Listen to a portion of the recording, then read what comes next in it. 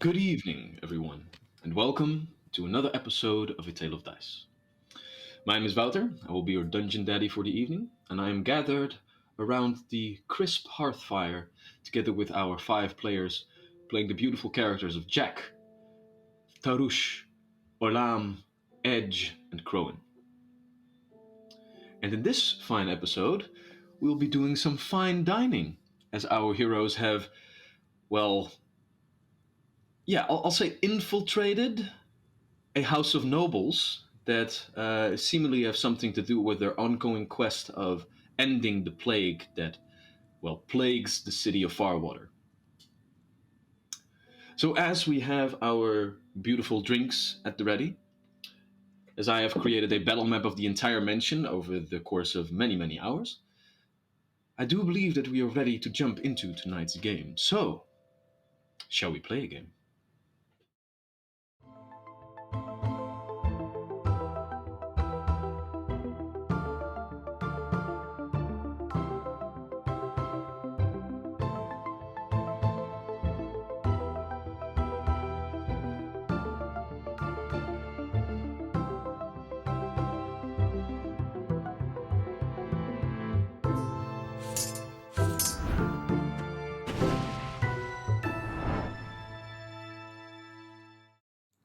And we're back. So, to give a little bit of a grander recap of our adventure so far. Last we left off, our heroes, now known as the Pack, a gumbled up together group of nobodies here in the vast city of Farwater, have been gathered up by the local guards to investigate a plague that is slowly spreading throughout the city. In doing so, our heroes have already uncovered that a couple of key high placed figures are involved with the perpetuity of this disease. One amongst them, Dante, a lieutenant within the local arm of law, the Silver Sentinels, which is also probably the reason why the local guards needed to stretch out their arms to ask these new individuals to help, as the guards themselves weren't really getting anywhere. Another noble that they have uncovered is, well, not a noble, but another key figure that they have uncovered is involved with this disease is Lyra Dracos, a ex member of the Mages Guild of the Cerulean Circle, who has left this guild to then go on with her own experiments and research, seemingly involving this plague as well.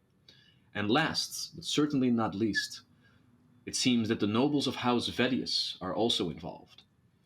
A noble house that has been busy throughout their many, many years with keeping the waterworks of Farwater in tip top order. The gigantic sewer system that has been maintained and driven by different druidic and arcane magics to keep sure that all the filth of Farwater has been flushing away.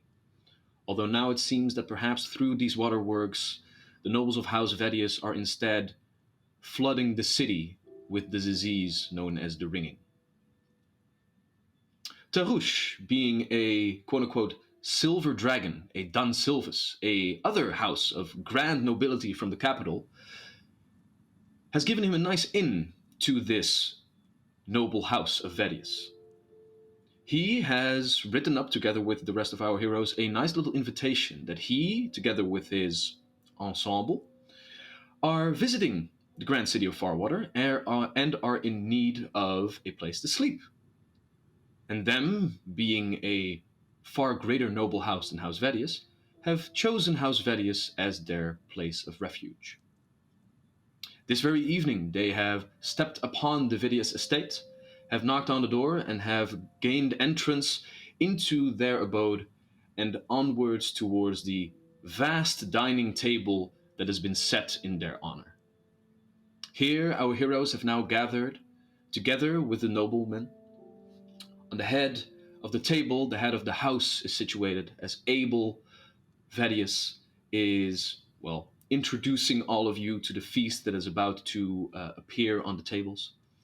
On his left, his wife and confidant, Cynthia, has taken a seat, and on his right, their child, Vermilion, is also taken a seat. The father, brown of hair with a short beard, has tufts of gray slowly beginning to appear. His wife on the other side, with a deep, dark red coloration, has given to their child, who is versed in the ways of art, as Vermilion has painted their hair, with the red and then to the blue and blacks of both of their parents. As you are seated here, you find that different maids and servers are serving up a grand feast of all different kinds of beautiful foods that have probably been, procured from the cellars of old, as large, complete tunas are put on gigantic dishes. A beautiful stuffed pig is set in the center, and another vast swordfish is set on the other side. Farwater being a port city, fish and the likes are probably one of their delicacies. Together with this, you find dishes of steamed potatoes, freshly baconed bread, different salads of all the flora that the surrounding lands have to offer are being set at your places, as probably the most expensive bottles of wine that this house has to offer are also procured as if it is nothing. And while all of this is going on, a hearth on the far end of the table is giving this beautiful warm hue to bathe the entirety of this room in a nice, welcoming atmosphere. And as all of this is going on, Abel asks the first of probably many questions of this dinner, as he inquires with you, Tosh. So, if I might ask, your letter of inquiry was perhaps a bit vague. What does the beautiful city of Farwater hold for a silver dragon? What has brought you to our vast city? So Tarush, as he sits down at the opposite head of the table, as is appropriate, he throws down his hood and gestures first towards his companion, Edge, to sit at his side, and then towards Jack. You're not pulling out my seat for me? How rude. Oh no, I'm a silver dragon. Seats are pulled out for me. Your seats, all of your seats are being pulled out by different maids and servers who are also at the ready to basically just give into your every request. See, I don't have calluses on my hand from pulling seats, please. You have counted that buttery smooth.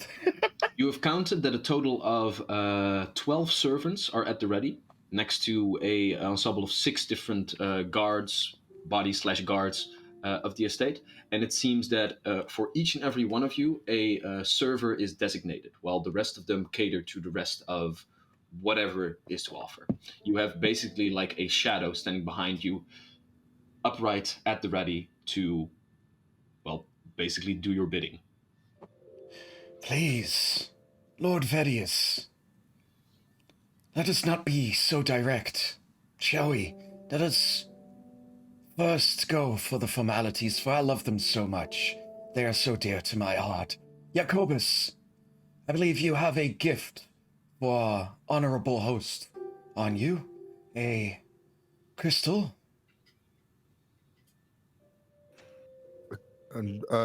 Yes. So Jack starts off by making a 90 degrees bow, just like this. And then I produce the crystals out of my pocket. Yeah, so we have this one large indigo violet colored crystal. Yes. That we got. Yeah. From last session. The ones affiliated with the plague that you were trying to solve. It's quite big. I was saying I pulled it out of my jacket, but I think I would be your clown's jacket. Bare-breasted if I had that in my jacket. You gotta put it in your butt, Morty. It's like put it in your butt for Grandma, Morty. It's like a good feet to 2 feet long, so that would be like 30 to 60 centimeters, like somewhere around like this big. Yeah, In that fit case, I up would your like to butt, say bro. that I carried a pack, a satchel with me, in which I held the crystal, and I gently produce it out of my satchel, and I give it to the host. Thank you very much for your hospitality, sir. Instead of you handing it directly to the host, the server standing behind you is taking it and just presenting it to the head of the house. Yeah, but I do first, because I don't know how this all works, try to give it to the host myself, and then I can see, and then some servant is like, no, I will take it. Oh yeah, Yeah, okay, indeed. cool. And Very then well. another 90-degree bow. And then another 90 degree, but this time the other way around. Just barely missing like the pointed tip of the crystal itself with your Yeah. head. Very well. And indeed, you procured this beautiful carved crystal of great size. You would have needed to be brave to put this up your ass, indeed. Um, and as you hand it over to the noble, or as it is presented to him, the head of the house just goes, "This is a beautiful gift. May I ask what kind of crystal is this? Does this hail from our great capital, perhaps?" I mean, may I make a suggestion? I think as soon as the crystal's like produced, all of us like go whoosh at Vermilion and make a perception check to see if he has any kind of reaction to it. All y'all go ahead and make a perception check. I'm not looking at the host, I'm looking at the sun. Yeah, that's who I mean, Vermilion. Yeah. Okay. They're child. They are non-binary. Oh, the kid. Yeah. Yeah. 11. So I'm not paying 11? attention, actually. 15. 15? Natural 20. Dirty shit. 20. Dirty 20? Natural 20? 19. Dear 19? All right, Yeah. all right. Then this calls for whispers. Nice. So in the meantime, Tarush will start speaking of the crystal. Yes. Several hundreds, nay, nearly 1,000 years ago when the Dun Silva's mines were first opened, we of course struck silver, but the very root of our first vein found, we found this rather enigmatic cluster of crystals. This is one of the first of those, the first produced from those. A rarity, an heirloom, if you will.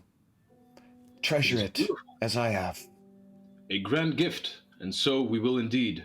Does it possess any special properties? What has driven the House of Dan Silvas to mine and procure these crystals? What kind of endeavor is this? We are known for our procurement of silver, as is our historical role within the Empire. It is said that the first emperor had his coin minted by my ancestor, his first official coin, imperial coin. The crystals, they were perhaps a sign of the gods, perhaps a coincidental fortune that was struck upon first. But silver is our lifeblood, of course. Beautiful.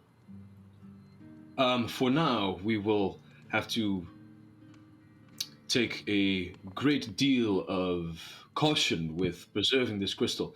Warren, if you please, of course, sir, as the head of the servers takes the crystal and for now puts it on a one of the many like low shelves that line the walls of this large dining chamber and just presents it on it.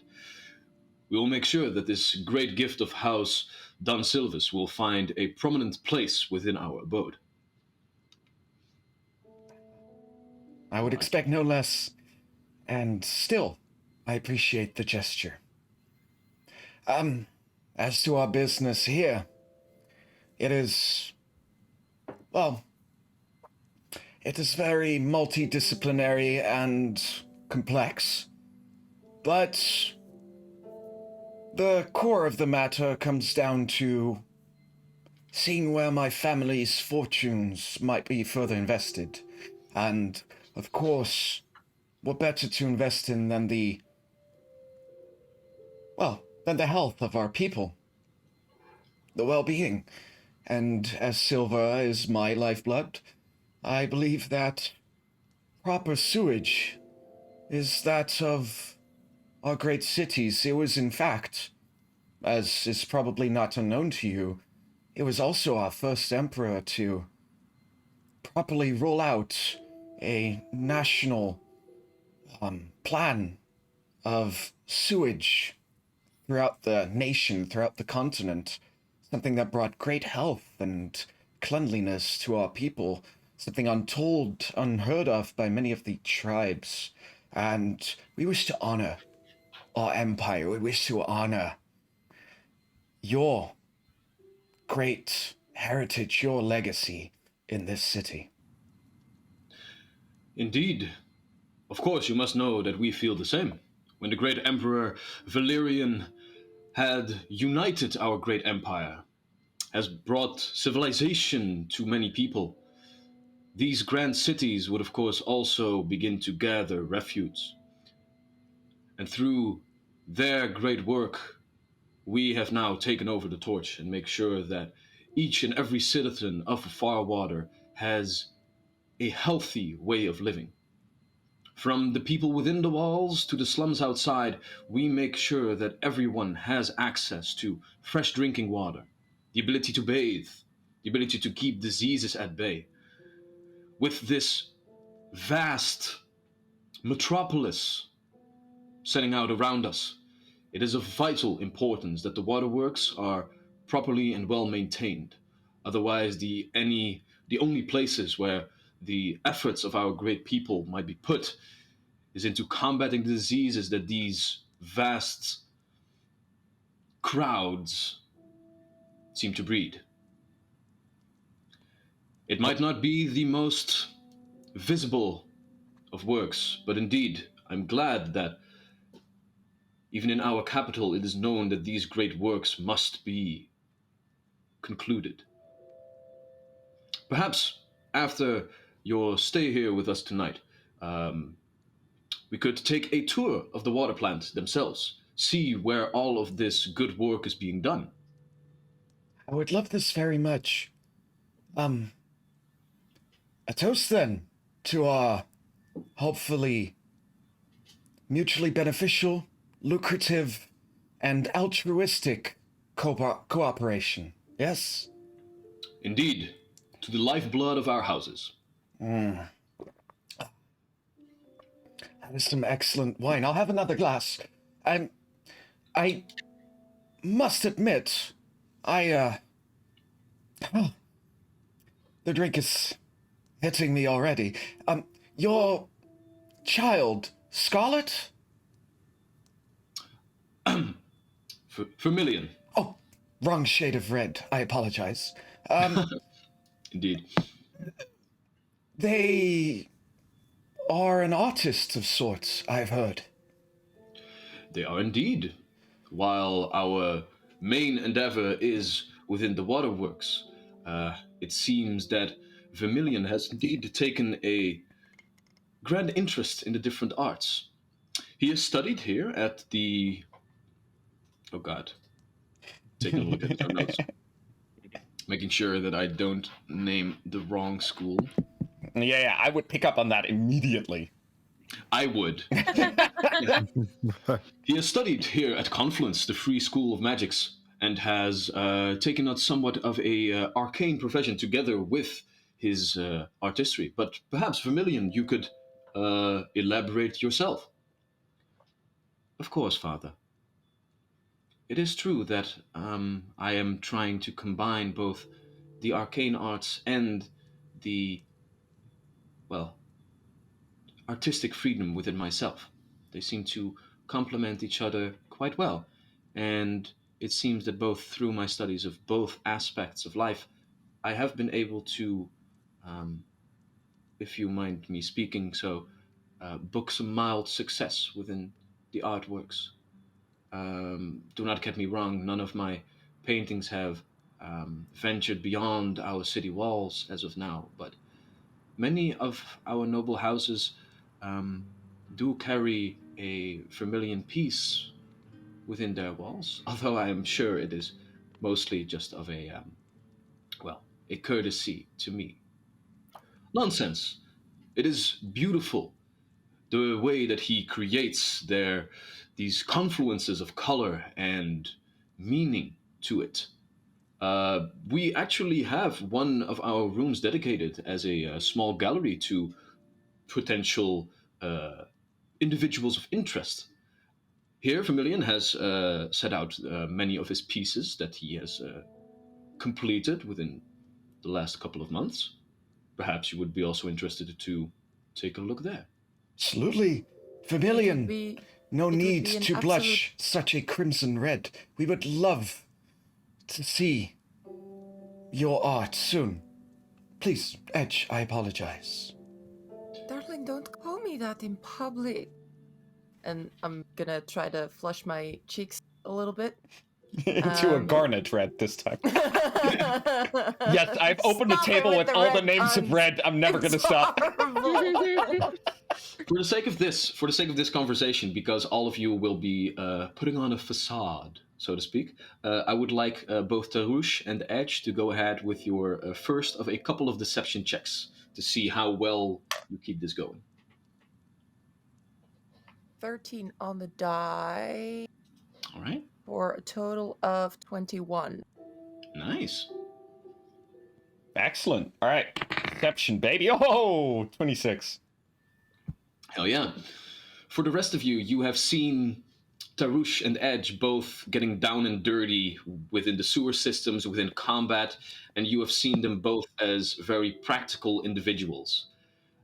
Right now, here at the table, both of them are putting on this new persona that very clearly shows them to be of nobility. Both of them stepping into this role like they are perhaps not completely other people, but you do not recognize them like they act right here. Forgive me I- asking, but as a student myself, how does one combine arcane spellcasting with arts? Well, it is not per se that I combine spellcasting within my arts. Do not get me wrong, a handy mage hand cantrip does aid me in gathering the right pigments without having to use much effort, but what I do is I use the understanding of arcane formulae, of the ley lines of the land, together with my understanding of color theory, to combine these aspects into my pieces. Many of my pieces are created on the schools of magic, for example, on where power within this world flows from, how different arcane formulae can be used to tame the forces of the very nature which we ourselves are a part of. I use these in the composition of my pieces. You said something about ley lines, but do those run here in Farwater? Um, well, my studies have gone into that, and while some theories believe that any large body of water is in itself a ley line of at least some arcane powers, the studies do show that Farwater does not have any grand ley lines, like the vast province of Fellover has, for example, or the grand ley line that flows through our very capital. But nonetheless, even the Free School of Magic, Confluence, has brought us on excursions to different places where these ley lines are present. Um, so I have experienced these, yes. Okay, very interesting. Splendid. So, does magic run in the family?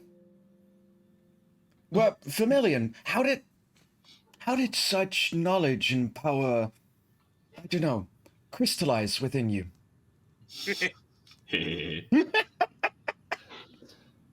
Well, Mother? It does. Subtle is not a word that either Charlie nor Tarush Nope. understand. And Cynthia speaks up. Within my family, we have always had some affinity to different magics.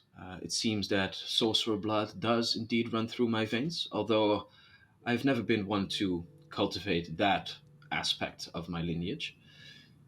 It seems to, well, skip generations, and it seems that our young Vermilion had some aptitude with magic, although it did take some hard effort on his part on their part. I'm doing it myself. On their part to cultivate this gift. Civ, I am not unfamiliar with hard work. Not at all. It runs deeply within my family as well. I, too, am a descendant of sorcerers. Tis not just... I'm just gonna look up what the name was again. Oh yeah. Tis not just House on Silvers of which I descend, but Durglade as well. Both houses known for their great sorceresses and the production of powerful individuals.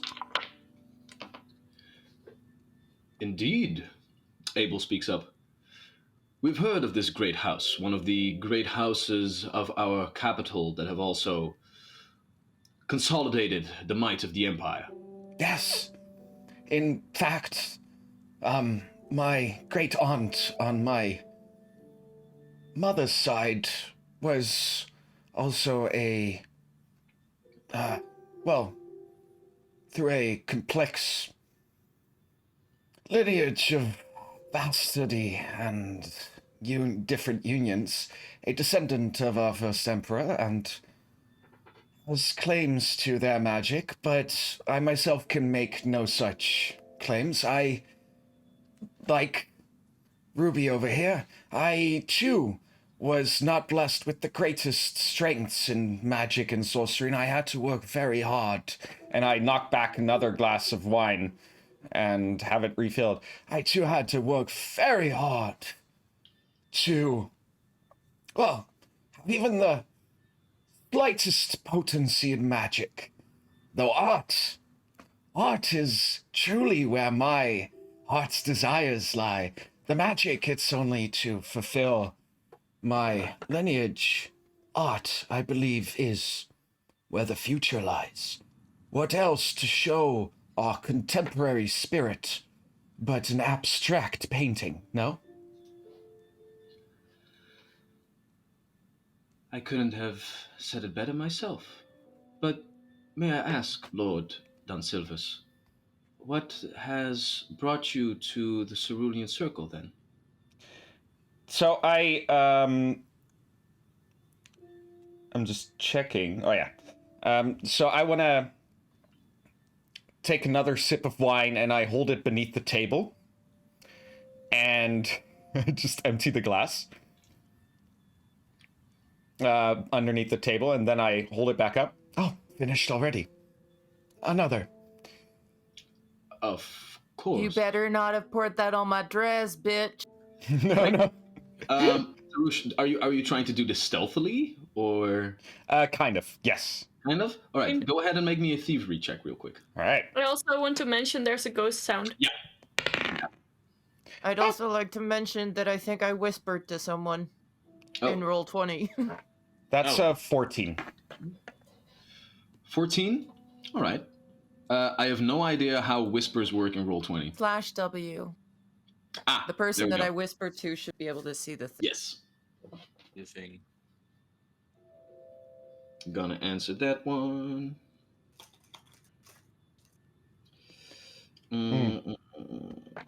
So their question was, how did I end up with the Cerulean Circle?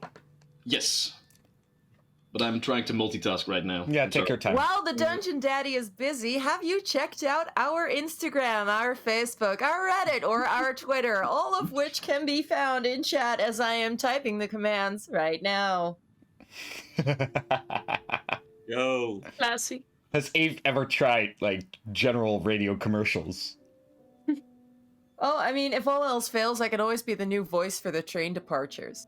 De Intercity naar Den Haag Centraal van 6:45 vertrekt van spoor 2. Herhaling. That's amazing. That's work. Right. Nice. Excuse me, Tarush, what was your answer? I had not given any. I'm sorry, somebody just called me Sam Regal and I love it. Ah. How I ended up at the Cerulean Circle? Well, of course, my family has deeply embedded its roots in its founding as well. And it was only natural that, as someone with a bit of lesser talent, such as I, put a little bit of extra effort into it. And as such, I was sent off to study there under the tutelage of my uncle. I see, so it seems that you yourself are also in search for more arcane understanding, then. Yes, always. How did you know I was a part of the Cerulean Circle? When such a grand guest comes to our estate, we all do our research. As Go ahead, you and make a perception check for me, real quick. Yeah. Yes. That's a 10 for 15. 15. You do see that the father and mother are a little bit like surprised by what their child is saying right now. Listen. Of course. Right. How's the food? I Local have. delicacies, one and all. Magnificent, and I must say, it pairs perfectly with this daffodil. Thank you so much for serving it to us. Ah, of course. Nothing but the greatest wines of the brilliant fields here within our abode, of course. I must say, I am not aware that you knew that I was coming. Pardon, but we were not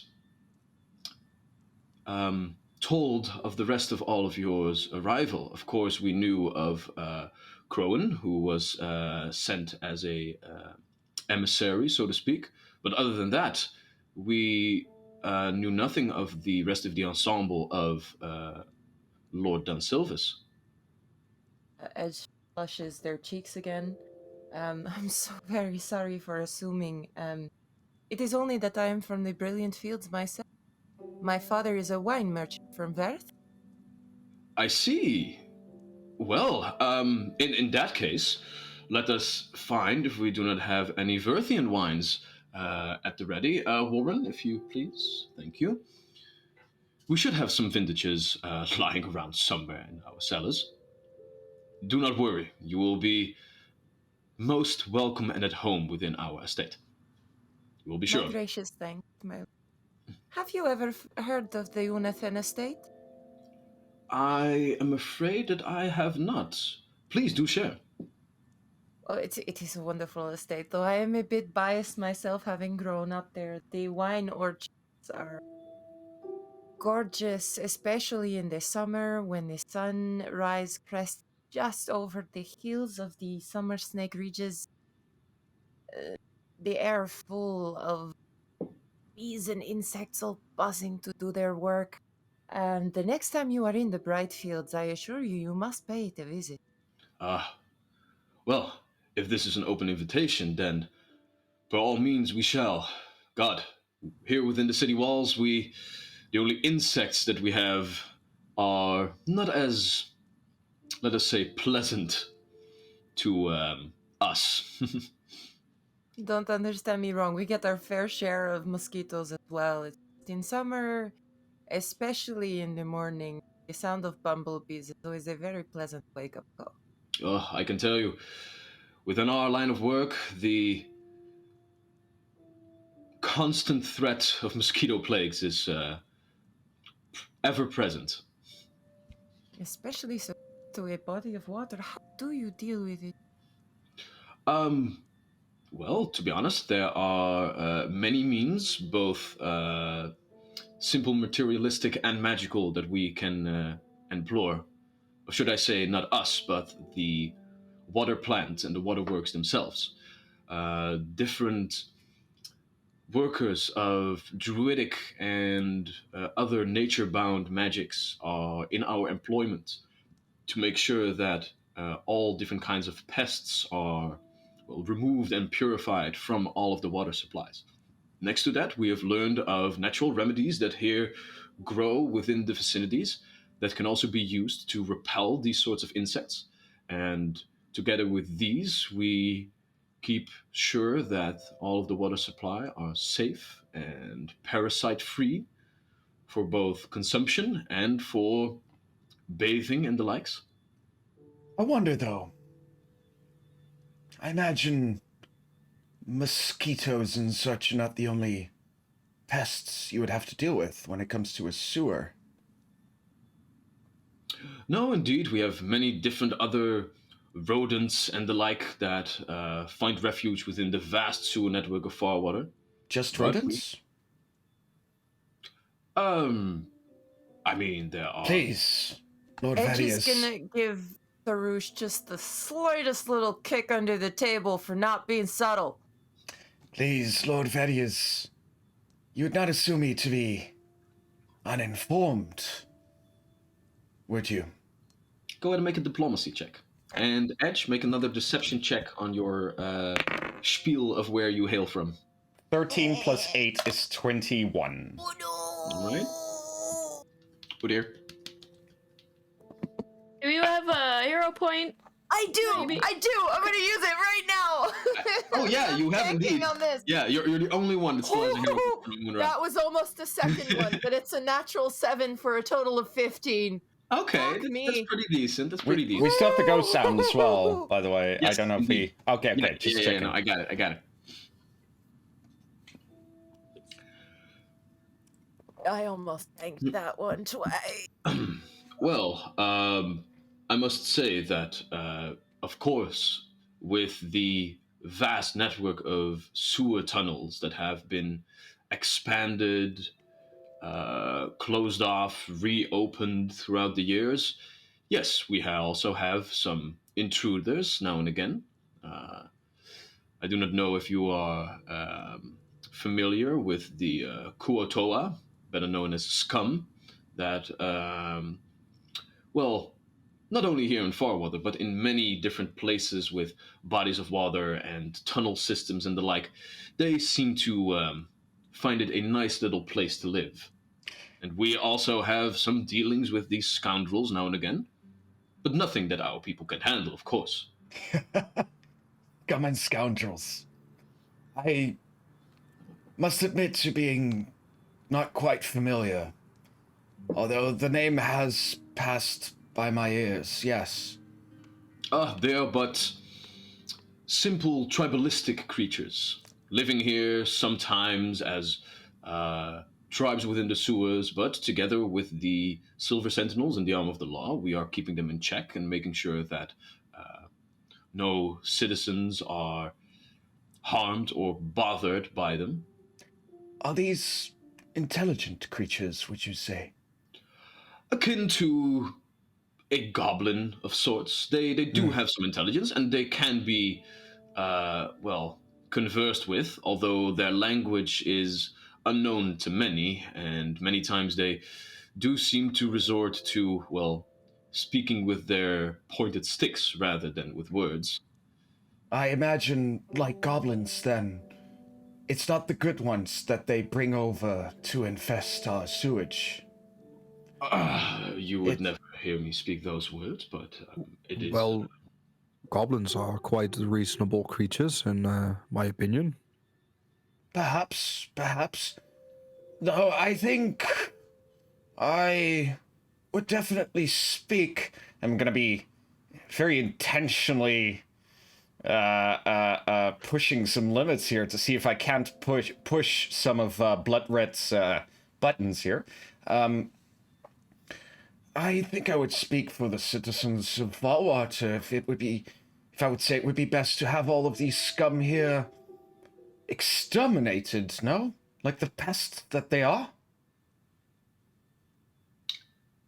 And as you say these things, you find that a little bit of a silence is thrown into the group just for a split second. Nobody is responding immediately, but then you hear coming from somewhere upstairs as glass is wrinkling up there, and everybody is looking up for a moment as the Lord Verhoutje says, "Seems that probably one of my servants has been a little bit clumsy." As he points towards one of the guards that is standing at the door, just makes a bow, opens up the door, and begins to walk. Nothing too big. Such a bother to find good help, no? Indeed. Might as well find them ducking into the toilet or something. The lavatory. Right. Sorry, an odd choice of words. My love has a very interesting sense. An acquired taste, sure. Right. Charlie, if you would check your More whispers? your thing. No, just nudes. Oh, oh no, trust me, I have Dick pic plenty from of the those jam, about dick pic already. From the You could check jam. your WhatsApp. It's like a weekly thing I sent to Wouter too. Like, Yeah, indeed. he's asked me to stop, but he likes me in the stream, so like it's a bit of a win-lose situation, you know. Charlie, if you could kindly check your Snapchat for me. I Charlie, honestly, if you take a look at your OnlyFans, please. Thank you. Charlie, would you swipe right? Till of Dice does not actually condone sexual harassment, and we understand the severity of the situation. However, Wouter and I are very good friends. We have a bit of a bromance. Any and all opinions expressed in this in this session are not. I'm tired. Okay, Megan is sick. Whenever Get a you, lot of attention. whenever you're at a loss of words, just switch to the NS voice. It's always good. Any and all opinions expressed in this session do not mirror the views of Twitch or any of its affiliates. Nice, excellent. Safe. Very Nice. nice. Does that mean I can smoke on screen now? I'm guessing no, We did but a I'm not sure. disclaimer! No. I will say this one thing, though, while we have a little bit of a silence. Edge and Tarouche are conversing. Jack is saying some words. But Jack, Orlam, Crowan, what the fuck are you guys doing right now? Is there Well- anything that you would like to accomplish or do during this table? Quickly, Olam I would have is- given Nox over to Olam before sitting down at the dinner. So I have a monkey now? Yeah, I he's guess we have a probably monkey just now. sitting on your shoulder. He does Yeah, have that's a little strap and a thing on him. But you don't take a monkey to the dinner table at a noble's house, you know. Well, you I mean, don't take apparently you guests. just did, but Well, not at the table. I did. I took my rat with me, so Oh, You have a rat on your shoulder in a noble's house during dinner? well, it's probably in my pocket, in my Yeah, maybe don't in the show it. inside of my blazer pocket, but it's Or familiar. do show it. Edge can create a distraction. It's a familiar and it's very respectful animal. And they work with sewers. They know rats. does your rat wear a tiny suit? No, but Oh it my does God, wear yes! a tiny bow tie. Okay. acceptable. With a tiny top hat. Very well. A Very well. tiny top hat. But Olam is just like really nervous looking at her food because everyone's just eating, and there's sure to be some kind of table things you have to remember, but she doesn't know them, so she's just trying to focus on eating like a normal being, but probably just failing really, really hard while she's trying to pay attention to everyone's facial expressions. Very well. Crowan? I'm trying to maintain my composure as Tarush keeps on spouting words. And basically try. He did hesitate a bit when the glass shattered above the roof, above the second Ceiling. On the second floor. the second floor. I was looking for words. Yes, and then decided that it might be weird if he follows a guard because a guard is enough for that kind of situation. So he's basically waiting for a chance to do something, but he hasn't seen a nice one yet. I mean, you could try to use the shattering glass as a point of to take off and do stuff. Yeah, but then I have no clue what I'm gonna do afterwards. So I'll be like, so I don't know.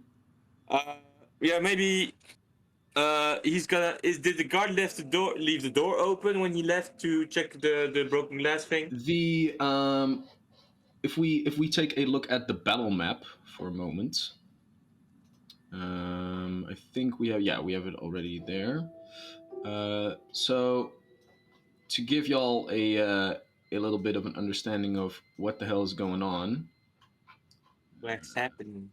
there we go. All right, so there we go. So we have Bozo right over here. Need to press this key to make sure that he's situated.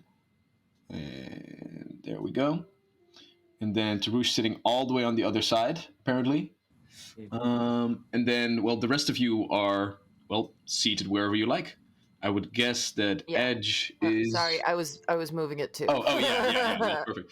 If you also press the Alt key, then it doesn't like lock you to one square. So then you can just like put yourself exactly where you want to be. Because 5 feet squares are big. It's like 1.5 meters by 1.5 meters. So this is basically what you guys know. I will say, Crowan, Yeah? you have had a tour of the house. So go ahead and make me just a straight up intelligence check. Ooh, I don't like it. 14. 14. All right, that isn't too shabby. You know the general layout of the house. So you know that to your immediate south is like a large, basically living space with like another two large hearths on each side of the room with beautiful couches, large chairs, a bar, lounge area where probably like the party will move after dinner is ready. And on the other side of the building, you also have like a large game room and a study to your north, to your immediate north, where you have seen like from here coming all of the different servants out of is like the kitchen area, for example. So you do know a little bit of where things are, and this is the door where one of the guards just came out and they close it again to walk off, because you know that right here where you guys made your entrance is where like the large staircases are that lead to the second floor. And do I remember the rooms that I was not allowed to check? Basically, you were allowed to check the entire mansion without a lot of effort. The third floor was just storage space. Mhm. The second floor were all different kinds of rooms. And well, the only thing that you weren't able to check was the basement, because as they opened like the door Yeah, to it was- the cellar, it was momentarily flooded. Yeah. So that's it. Well, I'm just gonna, as the conversation's going on, I'm just gonna go through that door, I guess, and then not say a word, just go through the door. And if anyone asks, I'm just gonna say I'm gonna make a rounds through the house to see if everything's secure. All right, so Crowan, as the glass shatters upstairs and the conversation goes on for a moment, Crowan is listening, and eventually he just stands up. And then the nobleman says, like Abel says, excuse me, is everything all right? I was hoping I wasn't sitting. As a guard, I was just standing behind Tarouche basically the whole Oh, time. sorry. Okay. And is he still asking if something's wrong? If you begin to walk away, then yes. As a guard, it is my duty to check if everything's safe. So I'm just going to go do a quick round. Go ahead and make me a diplomacy check for that one. I think that's a 12. Yeah, that's a 12. 12? Lord Crone, there is no need. My people have everything under control, I assure you. Please, stay. Enjoy our company. I demonstrably look at Tarouche to see what's his opinion, to basically let it show that I'm asking his permission to stay. Tarouche takes a moment. And there's a little bit of conflict on his face because he does want to support Crowan, but he doesn't see a win here. Very well, Crowan, please, stay with us. I'm sure their guards will be able to take care of it, and I will require your escort as Vermilion gives me a private tour of their art, perhaps. Okay, so I go back to where I was. I was hoping to view the art as well. Oh, of course. You would not dare leave me alone with... I put my hand on Tarouche's wing. With magic being incorporated into art, I'm very interested to see how this works as a student. Well, of course then. Then, by all means, if we are ready with dinner, Vermilion, if you would lead the way. Only one course? How shabby! I mean, we're not gonna sit here until 11 Yeah, just no, because I the get courses it, I take get so it, I get it. long. Tarouche was like that was hoping for some joking, alone time. He's like, we're gonna have some private time. And everyone's like, no, we're gonna come with. No, Let's go. Let's go. That's fun. Pretty sure that I said, leave the child to me. Yeah, that's fair. Last session. Dude. So But, Edge, I mean, Tarouche as Edge if you want puts, to drunkenly get him alone, that's fine too, I guess. Them alone. as Wink. Edge puts their hand on Tarouche's pauldron, he grabs their hand and just gives it this, looks at Edge and just gives this obnoxious slobby kiss on it. And just Very A smiles. strained smile. Darling, Yes, maybe pace of yourself course. with the wine. We do not want a repeat of last night. I say just loud enough for someone else at the table to hear, but maybe not everyone. Of course. Jack blushes. I Very well then. forget myself at times. No need. You are at home. Be pleased. But very well then, Vermilion, if you will take Tarouche to your gallery, then if the rest of you would follow me to our living space, where we can continue our soiree. And then the rest of you are led to this chamber down here. Oh, he is actually only allowing me to come with. Right? Or like if that is what a Don Silvas is asking, then that is what will happen. It seems because you have made that's all fair. your deception and diplomacy checks up until now. Oh, that is fair. In that case, I will say, No, of course. You are right, of course, my dear, my love. You two shall accompany me for this art piece, and Crone, of course, to safeguard me from any unsuspecting, angry sculpts and statues. Gosh, So, gods know so that. we're only leaving Olam down here? no, Jack, you're staying too. Oh no. No My art for you. studies. My studies. You're just an apprentice. You're my charity half orc. You Okay, master. The charity half orc. I will take Nox back from Olam and Right. put him on my shoulder. So then, as you guys are, let's put you like and the thing I don't want to divide us, but the thing is I want to get like Vermilion alone because this is like a teenager. Hey, no metagaming. No metagaming. No. You can't say this. You can't make your attentions clear to the rest of the group. That's metagaming what you're doing right now. yeah. I'm more like explaining why I'm excluding Jack and Olam. No, but if they don't understand, they shouldn't understand at this point. That's fair. That's fair. Like, if they understand what you're doing, they can like tactically act in certain ways that they shouldn't be able to do right now. That's fair. So what? Metagaming. Remind me, what age roughly is Vermilion again? This is like a teenager. Like late teens, like Okay. somewhere 17. So way 18, too young for 19. you, Tarush. That is not. I mean, and to be honest, if Tarush would want, then yeah, Nice. there are weirder things in this world going on. Right, but the four of you are then led towards one chamber up. So if we go over there to give you a little bit of the lay of the land, because who knows what you guys will want to do later on. You find that there we go. Slowly but surely, the rest of the mansion is making itself known to you.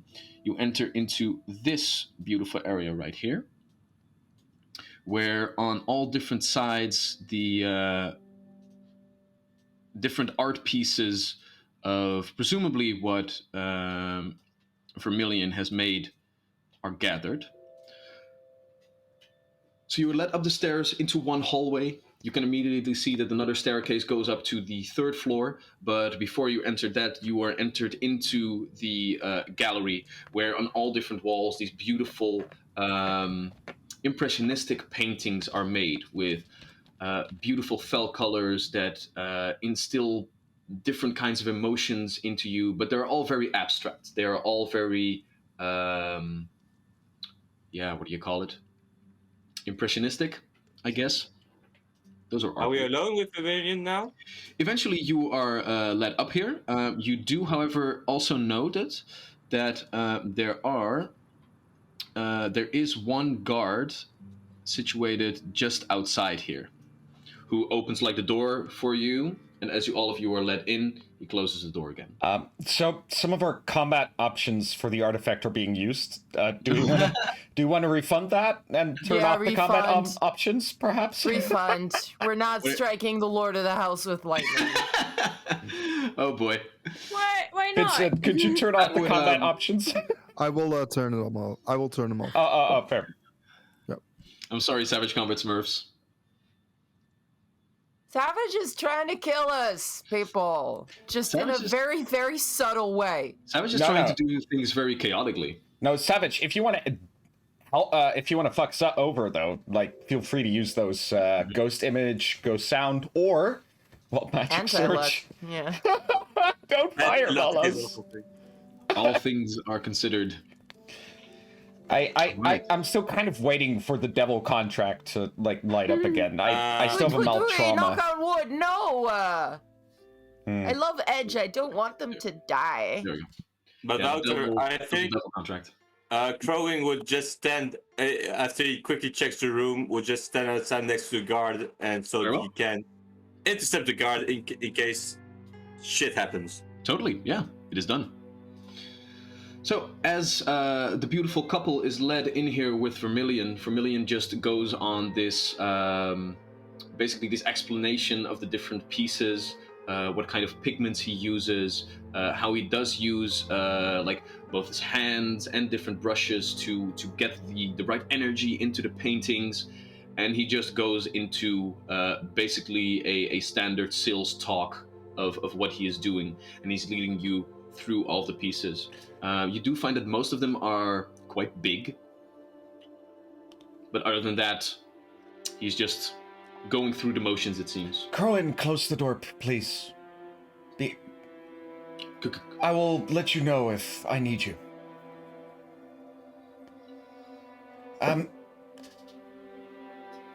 Scarlet, Ruby, I don't care.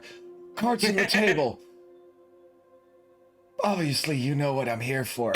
And obviously, you are a powerful spellcaster to be able to send me a message without anyone else at the table noticing me. Please, Tell me everything. I, too, have mastered this crystal spell magic. Well, begun to novice it. To be honest, I prefer to brag, But you are on to me. So, tell me, what's your motive? Do you know the victims? The horrors that have been caused so far? Go ahead and make either a deception or diplomacy check. Your choice in this one. Edge is going to move a little closer to the door, pretending to not understand what the hell is going on. Well, the number would be the same, which is a 17, and I rolled a 9. All right. In that case, also a deception check on your part, Edge, as you do not understand what the fuck's going on. It's a 9 on the die for a total of 17. All right. In that case, And honestly, I think it would be more of an intimidation on my end, if that makes sense. And kind of Sure, pushing yeah. him to spill the beans. Same number, though. I have an 8 Right. on all of them. Then for once, if you could ask your companion to stop this facade, as she clearly also understands what is going on right here. They know very well what is going on. Excuse me. It was not my intent to misgender, of course, but the role that you have taken on at our table does put you in some sort of feminine light. Great. Glad we got those facades out of the way as well, then. My first question would be, what is your goal here? Why do you come here with these clear signs? You could have contacted me directly if you wanted to. You clearly understood that I have knowledge on these matters, so... Well, Why are you Mahogany, you must have found out that I prefer intrigue. I like the game. I enjoy playing the role. I must also say, so do you, no? What is it? Artsy child, misunderstood, not their parents don't like them enough and therefore they cause a plague to destroy the city? We found several dead because of what you're doing. Several. Lives just as valid as yours. Well, perhaps a little less. You are noble-born, of course. I guess that does answer my questions that I had about you. And in that case, I'm afraid that I have no more words to speak with you on this matter. Very well. Then, what shall we do from here on? Shall I show all the evidence I've gathered to your parents? Will they disown you? Exile you? What kind of goals do you have, Tarush Dansilvus, if you are indeed a Dansilvus? I am most definitely a Don Silvus. My goal is, and always has been, complete and utter power. But I would prefer there to be the least amount of casualties on my path. That is why I am both surprised and disappointed. The What if things I you would do. tell you that this is the path of the least casualties? Then I would lean back and wait for your explanation. Perhaps I would join you, if it would bring me greater power as well. But I doubt Go it. ahead. Go ahead and make a check, and you can decide if this is deception or a legit diplomacy. Oh yeah, legit diplomacy, absolutely. 19. 11 19. plus 8. All right. The ringing is not a plague, Tarush. The plague is but a side effect. Some people are susceptible to it, but it is nothing more than power. Power that finds some purchase within ill-suited individuals that then manifests into the madness that we know as the ringing. But what it is is raw power. Raw power that needs to be cultivated, shaped, so it can be used to save more lives. I'm not saying that this is an easy path to walk, but Power! Save lives? You made a pact with demons, didn't you? Demons! It was It was the staff that sits down in your antechamber that pierced well, I don't even know if it had a heart. The core of the creature that had taken the form of Yeti Carpenter. I killed it. I destroyed it. It was devilish, demonic, abhorrent. Did you make a pact with it? I see I overestimated the amount of knowledge that you possess on this case, Tarush. No evil, no chaos, just power. Raw power. If you have strucken down some demonic creature within the streets of our city, well, I would assume that those of ill will would also be in search of this power. But it is nothing but power. Those who wield it make it so. No, you are being used, Scarlet. You are being used. Your work being used by the scum, by demons. There's a greater master that you serve, and we have spoken to it already. Whether you know it or not, you are not the end game here. You are a pawn. You think you wield greater power, but you are but a vessel for contagion, for the spread of infection. Says the dog of the cerulean circle, who does not have enough silver running through their family anymore, and must find power through the bureaucracy that is that guild of ill-willed mages. Oh, my heart. It hurts so. For I, too, am a teenager, misunderstood, wanting for power. Please, shut the hell up. The gods will judge you after we're done with you. Again, you wish power. You Are won't we have going it to get this anywhere way. with this conversation, or do you want to just keep standing here all night measuring your dicks? Do we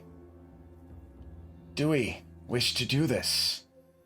Little wine red cherry blossom.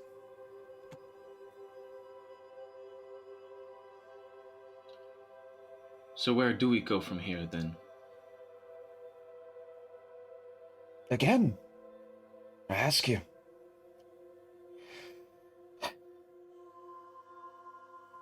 You could go onto a path of less destruction. Guide us, help us, perhaps. I, too, at your age, made pacts that I did not entirely understand and came to regret. But I do wish you to know, with all the honesty in my heart, that we have spoken to a fiend of great darkness and anger and wrath, and it wishes to consume and destroy, and whatever it is that you are doing, you are aiding it. Again, you are a pawn. So, what is the greater measure of power that bestowed upon you? That taken? Or that given to you in simple servitude? Go ahead and make a diplomacy check. Could be better. That's an 11 plus 8 again, so 19. 19, all right? He takes a deep breath and sighs. Fine. Have it your way, then. There are many ways to power, to do good. If your misguidedness will take this one path from me, so be it. Fireball! Don't jinx that shit, Vincent! I'm out I of the will. room. I don't care anymore. Crowan opens the door. Fireball! And just closes it again. You think those The doors are gonna weirdest, stop a the weirdest fireball? interaction. No. Crowan just comes inside and starts beating Vermilion, just screams, "Fireball!" Like with a torch. Just fireball! No, but Vermilion continues and says, Jesus, Father. The continuation of my house means everything to me. You might speak to me as if I am an emotional child trying to get back at my parents, but no, they have always been good to me. And I must protect them even against the likes of you. So sure, if you wish to get to the bottom of this, Oh, then I will lead you to this master of mine. excellent. But do not misunderstand. Once you realize what you are dealing with, perhaps my master can talk some sense into you in the same way that he did to me. I would wish for nothing else. But thank you for giving me your greater motive. Rest assured, despite my limited power and my abruptly diminished strength and magic, financially, culturally, heraldrically, and politically, I'll bring your family to its knees if you double-cross me. House Vedius will be nothing. If you help me properly, though, all good friends in the sewage system here will have a good investment, I promise. Go ahead and make a deception check. 16. I love it. 24. 24. Rolling well so far. I'm waiting for the 1 to hit. Proper, quite proper. Yeah, I already rolled that one. You're Oh, fine. that's fair. Well then, what do you think of my paintings then? Does there anyone strike your fancy, perhaps? No, I actually quite like them. As a gift of our house to the great house of Don Silvas, of course, you are free to take your pick of the litter. And he just goes back into this, like, as if nothing had happened. I'll take... Let's see. Which one has the... What's the opposite of indigo? I don't know. I On would a say, spectrum. like, yellow and purple are complementing colors. Yeah. Something yellowish. Because they're upset. warm, I'll take the most orange. yellow painting. Like, give me some sunflowers, baby.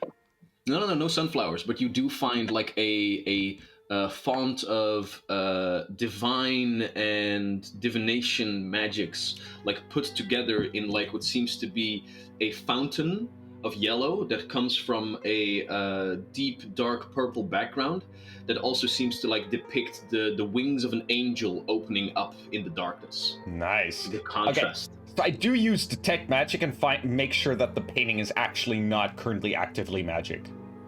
Go ahead and make me a perception check. Not Arcana, maybe? Sure. I'll allow it. Because that's natural 6, so 14. 14. Nothing magical. Okay, yeah, sure, I'll take that one. Very well. I'll take that one. Have it shipped to, well, my house in Irise. It will be delivered post-haste.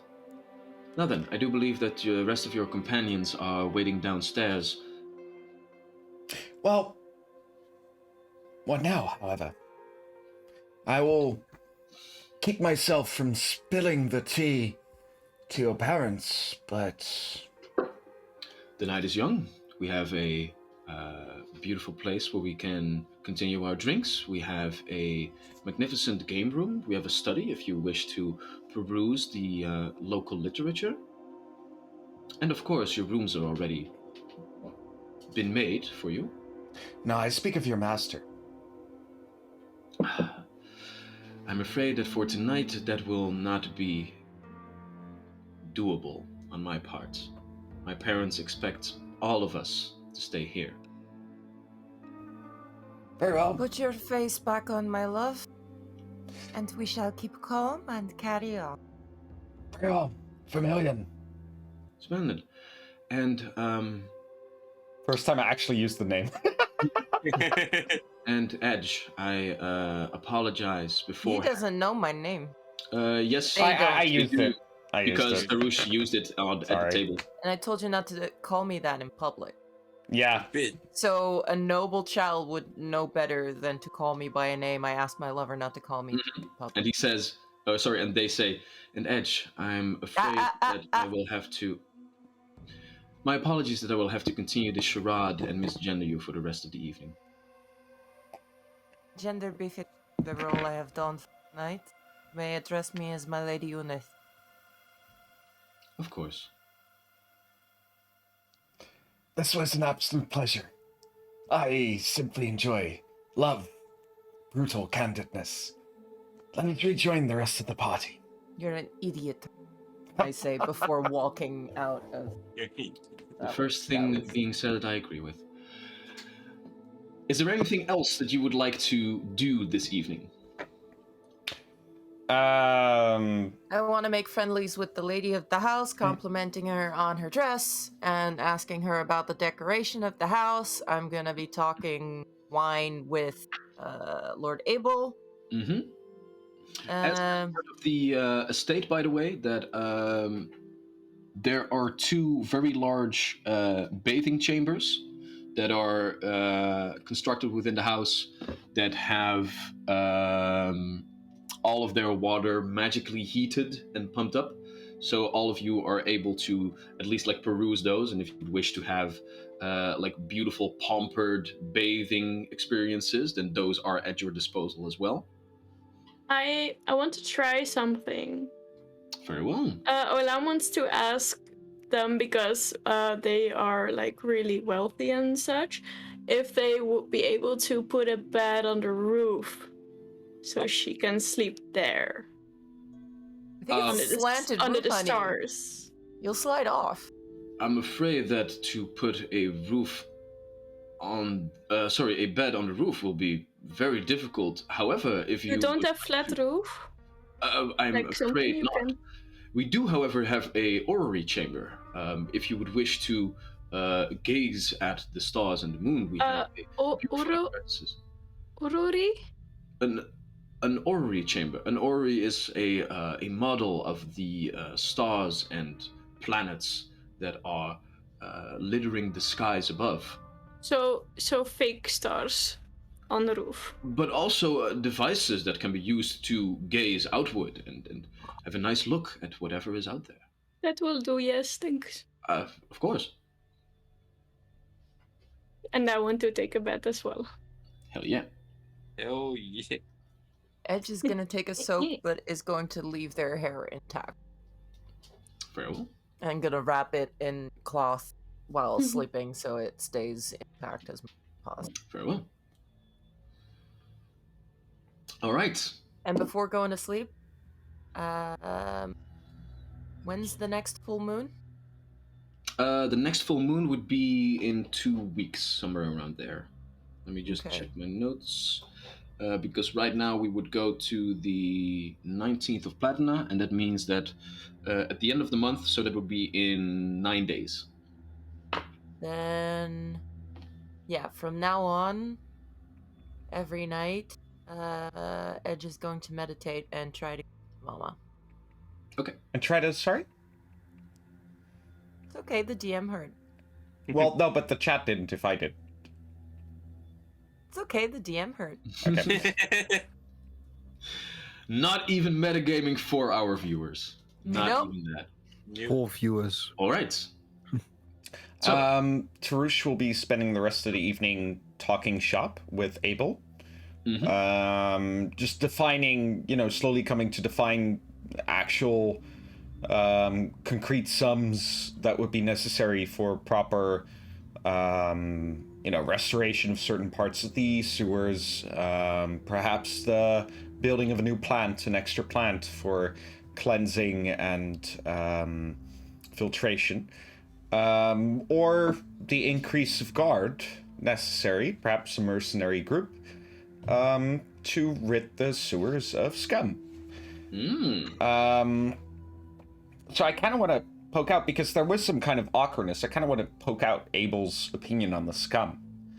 Like, is he okay with them? Does he hate them? Because, like, they're a direct influence on his profits, on his standing, on his everything. Then go ahead and make me a deception check and a perception check. Deception. Never mind. Natural 1. There we go. Very well. And there goes the dynamite. Also make a perception check, please. That's a 17 total. All right. It seems that he's been being, like, well, deceptive in the fact that he is withholding information on the scum as much as possible. Okay. Could be because he has opinions that you do not, that he does not wish you to know. Could be because he's ashamed of them being a part of his business. Could be any number of reasons, but you do realize that he is withholding information, but why, though, remains to be seen. And he doesn't open up during the rest of the evening. That's fair. I do want to open the avenue of meeting him in private in some fancy establishment sometime for a drink, away from the prying eyes of our courtiers. And it seems that during the rest of this evening, as you are conversing with him, he does accept, but you also see in the way that he accepts that it's just a courtesy that he is accepting. With your natural 1, with like a grand failure on like the moment that you were trying to converse this, he doesn't trust you. He doesn't. He's still like withholding. Even in civilized society, nobles do stab each other's backs quite a bit, and for now at least, during this first encounter with you, although he does believe that you are here on business, it seems that he doesn't quite believe that you are here to help him just yet. So he's being cautious with all of that. Yeah, honestly, his instincts are proving him right. So that's fair.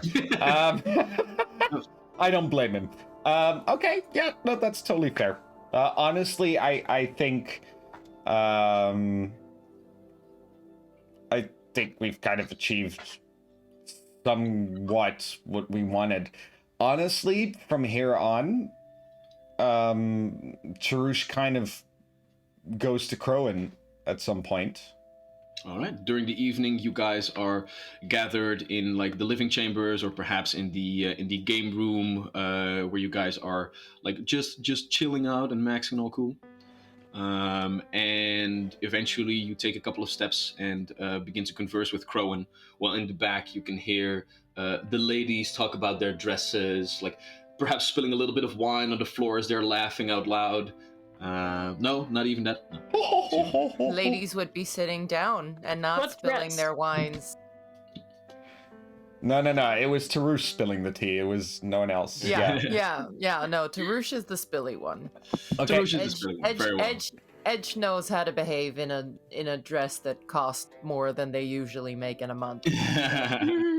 Very fair indeed. Crowan, friend, Yes. I will need you to think of something with me, with us. You coordinate, you decide, you plan. I've stoked some ire with our little friend over there, with Carmine. So, in that sense, You have a list of Yes. synonyms for He gets all of the red synonyms. Yeah.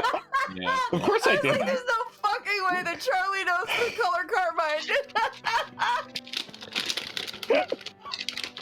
I didn't open at the beginning of the session. I knew as soon as Wouter, like 3 sessions ago, said this kid was named Vermilion, I was like, I'm never gonna stop making this joke.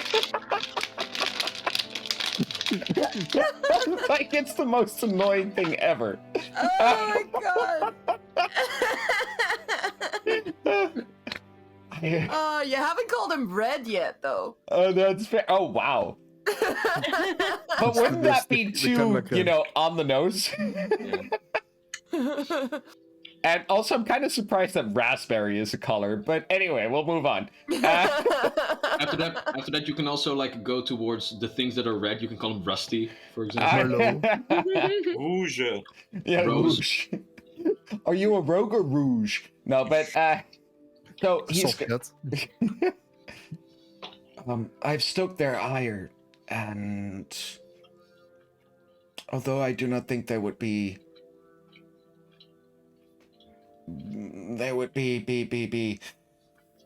stupid enough to make a move on us within their very own house, I do wish to notify you of the fact that some sort of attempt on our life might very well be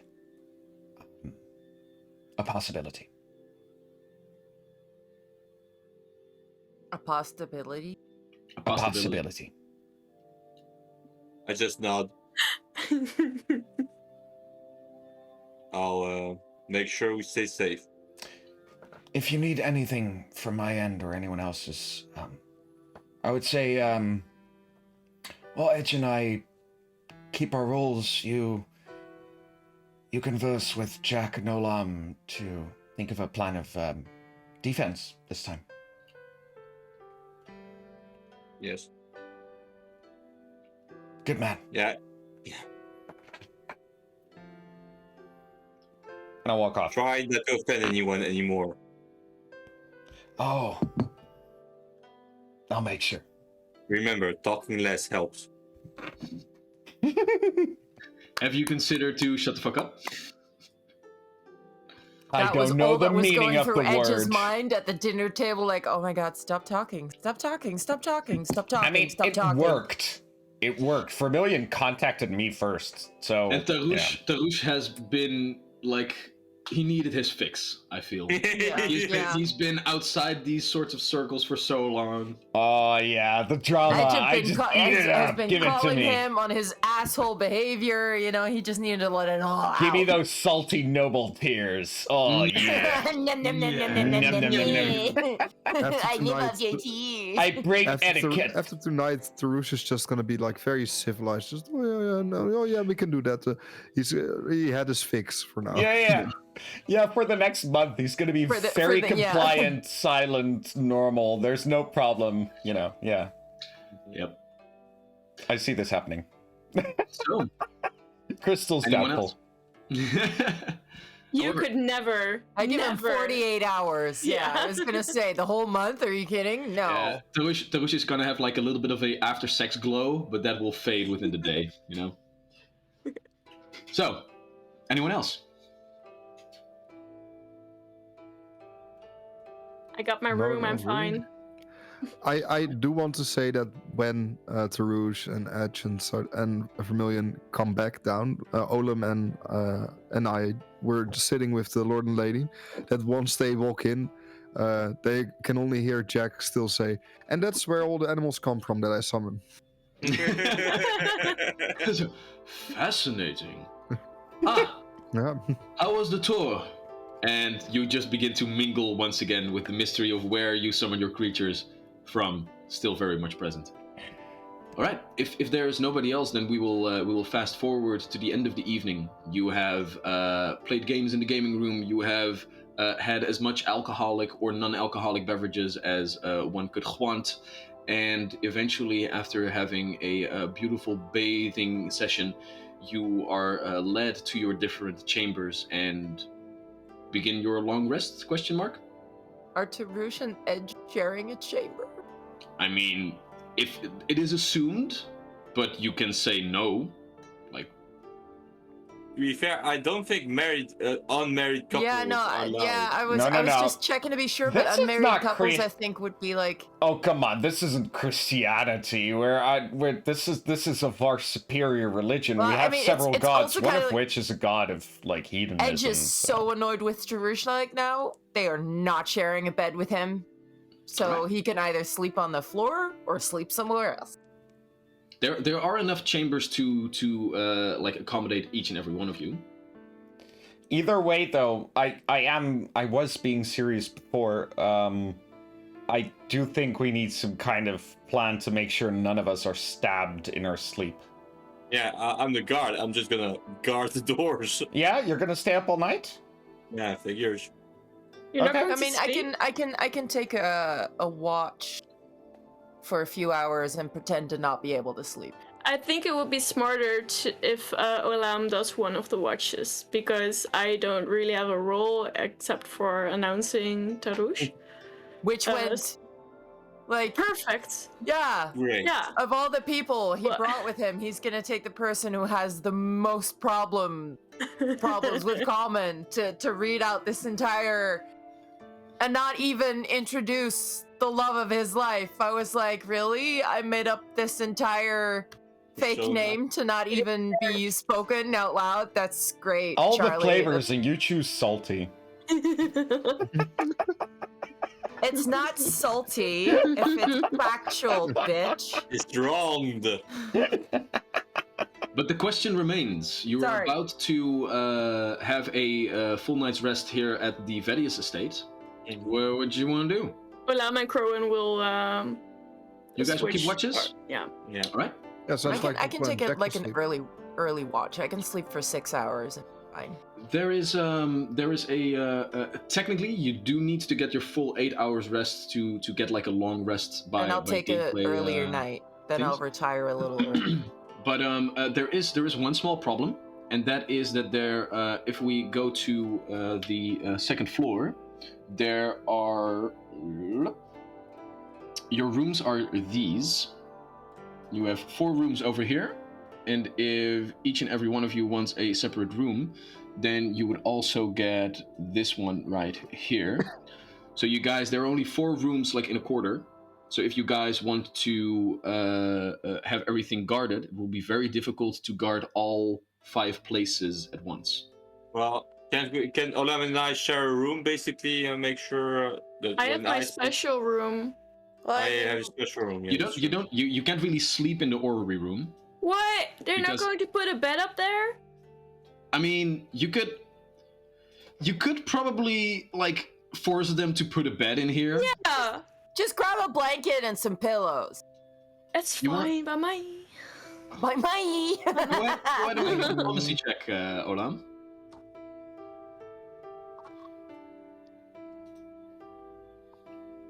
Wait a minute. Diplomacy. Give me a second. That's a 7 and 18, so that's 25. 25. Damn. Okay, yeah. You got a bed. Here, let me get you a bed. Just copy paste it. No, I got actual bed rolls. Like, there we go. Nice. It's a bit big right now. Title But, under sex tape. I should Yeah. say that out loud when I'm on stream. It's okay. You did it once. It's it's okay. fine. Though. Here, you can sleep all the way next to the large stethoscope. Perfect. Telescope, excuse me. What would All you right. do with a stethoscope in an orrery? I mean, I don't know. Listen to the stars on the inside. Bow chicka bow wow. Okay. Then I guess that with this, all of you are set. So Crowan and Crowan will keep watch, and eventually Olam will be sleepless and will also Yes. do some stuff. Okay. Then, as the evening will fall upon Divedius estate, we will go ahead and take a little break. And in 15 minutes, at 9:50, we will continue and see what the evening or perhaps the next day will hold to all of you. Nice. Very nice. Very well. All right, so see you in 15 minutes. Yeah. Don't go anywhere, or if you go anywhere, be back in 15 minutes. That's Fair enough. I Cool. Hey, hey, hey, hey, hey, hey, hey. And we're back. So, to jump back into our game. Oh, before I saw a before we can't really break from the flow of the game once again. Don Dave, where do I keep my notes? A combination of Google Docs and Trello, which is like a nice little ticketing system. Mostly put like random notes, small ones in Trello, and then after getting them there, they are consolidated into real knowledge, into other different documents that I have sorted on all different kinds of things. That being said, to jump back into our game. Last we left off, our heroes, known as the Pack, had come upon the Vedius estate to go into a beautiful night of good food, good drink, and a night of confronting the child of the house, Vermilion, on his dealings with evil forces that are perpetuating a plague throughout the city. Them telling you that it was just raw power and that the disease was nothing but a bad side effect that seemed to envelop certain individuals. However, with the force of the noble house of Dunsilvus, the family of Tarush, behind you, you were able to pressure them enough to basically get them to grant you an audience with this dark power that is perpetuating the plague, and hopefully through that, aiding in ridding the city of said plague. Now, however, after a nice night, you have been retreating towards your chambers and are getting a well-needed long rest, with Tarush being afraid that you might be stabbed in your backs. So as we go towards this evening, there are two guards that are set outside. I believe that the first one is Crowan. Yep. All right. So Crowan, as you begin your watch and you step outside of your chambers, go ahead and make me a perception check real quick. 17. 17. As you stand, well, go ahead and move your piece for me. Where would you like to stand? Where are you keeping watch? Let me see. Where am I? Here. I think the most sense would be somewhere around here. Very well. Keeping an eye out on both hallways to both sides, as well as the staircase upstairs towards the cellar, if you will. As you are standing here, eventually you find that the door over here opens up, and a somewhat familiar face makes herself known. You remember Erica as the head of the guards of the Vedius estate, and she just nods towards you, begins to walk up. You can see that she has a long sword at her side, a short bow over her shoulders, and the same like gray and blue scabbard of the Vedius people on her person. And she just takes a couple of steps towards you and just goes, "Crowan, good evening." Evening. Seems that the Lord Dunsilvus is also keeping you up during these hours, huh? Wouldn't make sense for the guard to fall asleep. I guess so. Are you keeping watch the entire night? I have a colleague who might relieve me. Ah, all right. So that's the catfolk is also one of your guards. Yeah, in a way. I was wondering what her place was in all of this. I understand that, like, Jack was. Are we cool? What are you talking about? Look, is Jack just here as a how do I say this without sounding ridiculous? Look, I understand that Jack is probably a very good man, but is he brought here as a gift from the Dunsilvus estate? Is he a charity case? I am not privy to Darush's attentions with the nobles Don Silver Dragon. I forgot his name. Oh no! Your answer should have been, yeah, we get government subsidy for keeping him with us. Like something like that. I don't know the nobleman's intention with Jack, but he seems pretty happy with where he is now. Fair enough. And may I ask, look, You look like a bodyguard. You look like you know what you're doing, but the girl, though, is she? What are her expertises? She didn't. She seemed a little bit out of her water, to be honest. Is it about terrorist companion? No, not the. Oh God, I forgot her name. It was so long. No, I'm speaking of Olam. Olam is still in training. Right. Huh. So does that mean that Tarush has like trust in the capabilities of House Vedius then? Good to know. He took only one fully able guard, so yeah, I should say so. Seems good.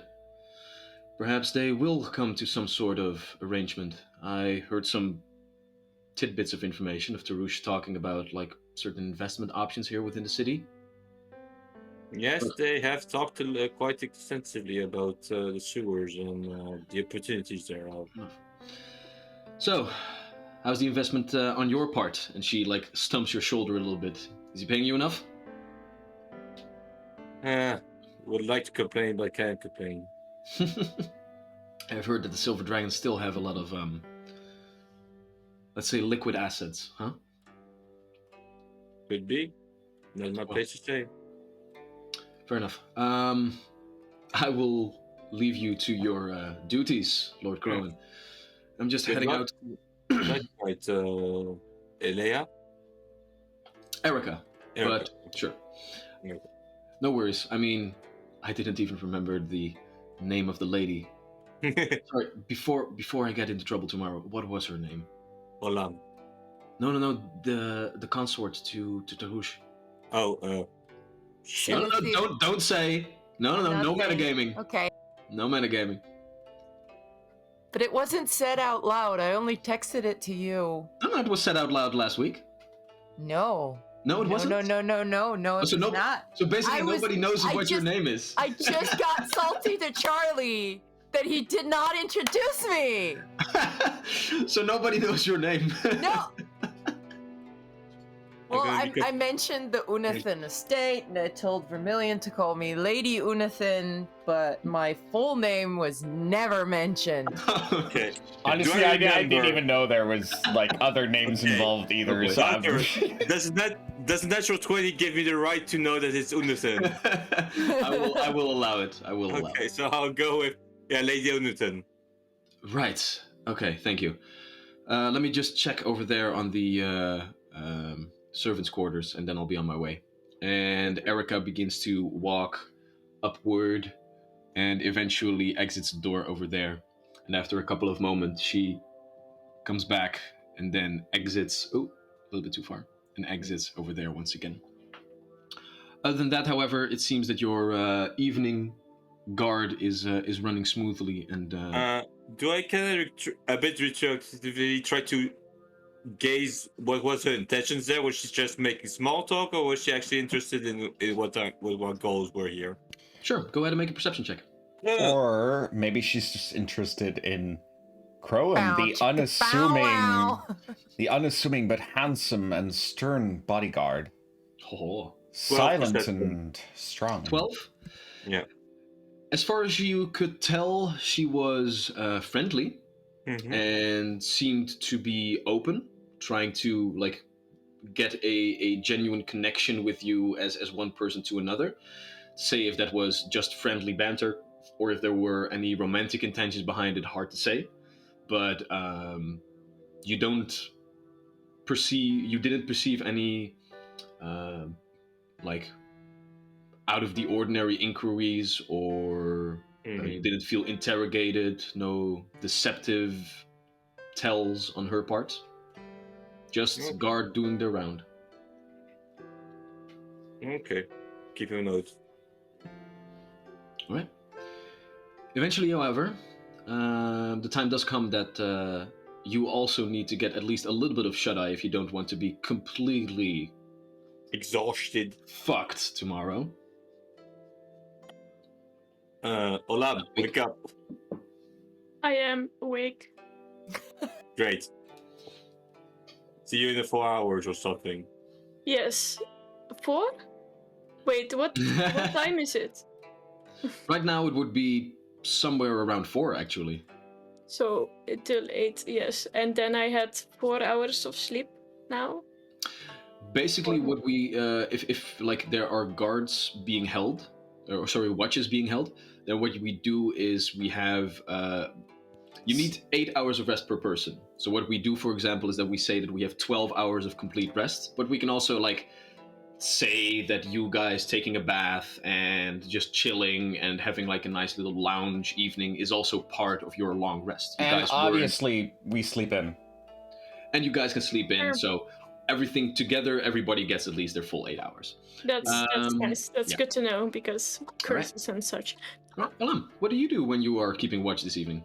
I am going to look at all the doors and maybe sneak in some rooms to see if there's people. You wanna go sneaking around? Well, in the rooms that I know people of us are sleeping, not the random okay. rooms. So you're gotcha. So you're basically just gonna snoop in and take a look at where your companions are. I just want to know there's not someone above them trying to stab them in the chest. Fair enough.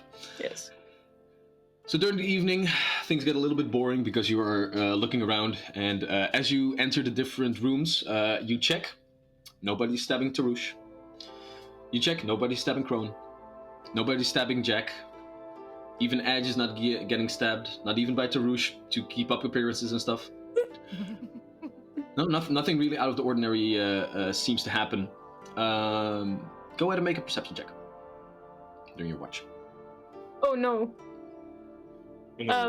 I am going to use my hero point. Thank you. Oh no.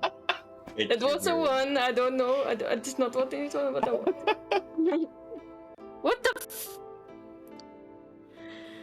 It's a 3, but it's fine. So it's a 9. Okay, very well. Then I am going to take a look-see. Just want to add that this is the first time Olam did something like this ever. Not outside underneath the star and moonlight. Yeah. It's a bit new, yeah. Alright, just have to look up something. I'm not going to use this dice anymore. Here we go. Put it in dice chill. It's gone. Okay. Yeah, sure, I'll let you make it. Go ahead and make me a will save. Oh, what? What? I feel attacked. Oh god, we're fucked. Is this a spell? It is a spell. Oh Take no! a look. Okay. So there's something I've learned. Oh. By I'm- reading your character. Sometimes it's useful. I have Muse Touch, Okay. and I get a +2 circumstance bonus as because it's triggered because someone's putting a spell on me. If I have to make a saving throw when it targeted by a spell. Isn't that a song? You put a spell on me? Oh my god, you are so in dad mode tonight. Yeah, I am. Jesus I don't know what it Christ. is. So that's a +2 bonus then, right? I guess so. Okay. If that is how your character works. Let me just look I up believe Muse so. Touched for Muse a moment. Touched, yeah. Muse Touched. Muse Touched. Oh, that's one word, I think. Yeah, it is. There we go. Now I can find it. Muse Touch. Your blood, you gain a +1 bonus to escape when you roll a Wait, did I say the wrong one? Muse No. Touch. Freedom from the Wild of Elysium. You gain a +1 circumstance bonus to escape. It says with Muse Touch. I mean Divine Grace. Different. Those are different words. Those are I different. tried Crystal to make quickly, notes, like- it didn't work yet. Crystal quickly deleting Muse Touched off her sheet and then like rewriting it. All right. Wait, that's a champion class feat. Nice. All right. Wait, what? Very well. Divine Grace is a champion class feat. I'm not sure how you got that, but No, but then, wait. it does say that it gives you a +2 circumstance bonus to the save, but I'm not sure that you have that. Let's just not do it, and I'm going to figure it out for the next Alright. session. Go ahead and roll me one, and we will see what happens. What goes on? I rolled you 2 once, so that's an 11 plus will is 8, so 19. 19 total? Yeah. All right. In that case, getting back to all the different things. Yada, yada, yada. All right. So, as you are walking around a little bit, you eventually begin to get a little drowsy for a moment. It is getting late, so I need you to make another will save then. Is anyone else absolutely terrified right now? Yeah. No, I'm asleep. Uh, I know nothing. that's 14. 14, all right. And because you are already drowsy, you take a -2 penalty. So that becomes very well. And with that, Olam, as you are walking the halls and you had just closed one of the doors, you don't really perceive where all of this is coming from, but you do realize that the drowsiness is getting a little bit too much, and you are nicely falling asleep. On the floor. All right, so Rude. that has happened. Did we not settle on a safe word? Apparently not. There's no safe word. This God damn like it. Olam getting sleepy and then falling asleep is all happening within the span of one person's 3 actions. Ergo a alright. spell. Ergo we're gonna get stabbed. Ergo I'm just looking up what your status is because you are unconscious. I think it's a -10 on perception and stuff. I don't think it's only a -4. Only a -4. Oh. You take a -4 status penalty to a lot of stuff, including perceptions. All right. That could be worse. So, with that being said, I would like the rest of you, well, everyone actually, to go ahead and make perception checks. I think I did an oopsie. 20 total dirty. 10. Just 15. all right. Could be worse. Let me just add different turns to all y'all. That's Oh dear. 17 for me. Right. That is with a -4 penalty, right? -4 penalty? All right. Oh, so with a bullets, -4 13. penalty, Right. 13 for Jack, You said it several seconds ago. 11. 11 for Tarush. Crowan, what are you up to? 20. 20, even with the -4 penalty. Nice. Yeah, I rolled an 18, so yeah. I mean, as a guard, you are very perceptive. I'm very guardy. Edge. 10. 10. Ian. Very good. And Olam. Didn't know I had to roll as well. I'm sorry.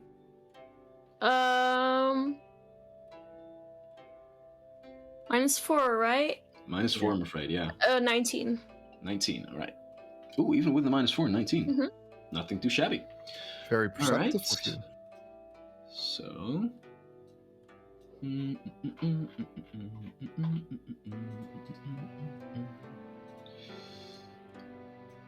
Just need to get these things up to speed. Bear with me, you guys, as I get everything at the ready. Oh, dear that would God. be stealth on their part, so. Alright.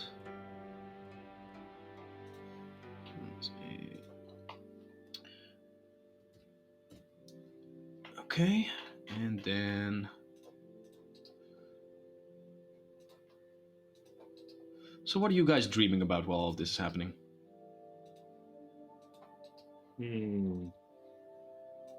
That's a good one. Rainbows and stars.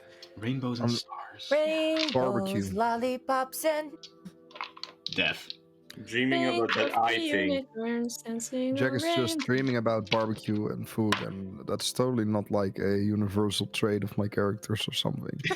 No, just lovely summer skies and grain and bloom.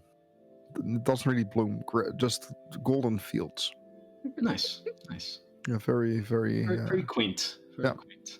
And thinking about the fact that we don't get that many mosquitoes where Jack lives, it also helps that when you summon big spiders, they eat mosquitoes. They eat all the mosquitoes. Hell yeah. Yes, it's very handy. On the other hand, they do have a spider problem.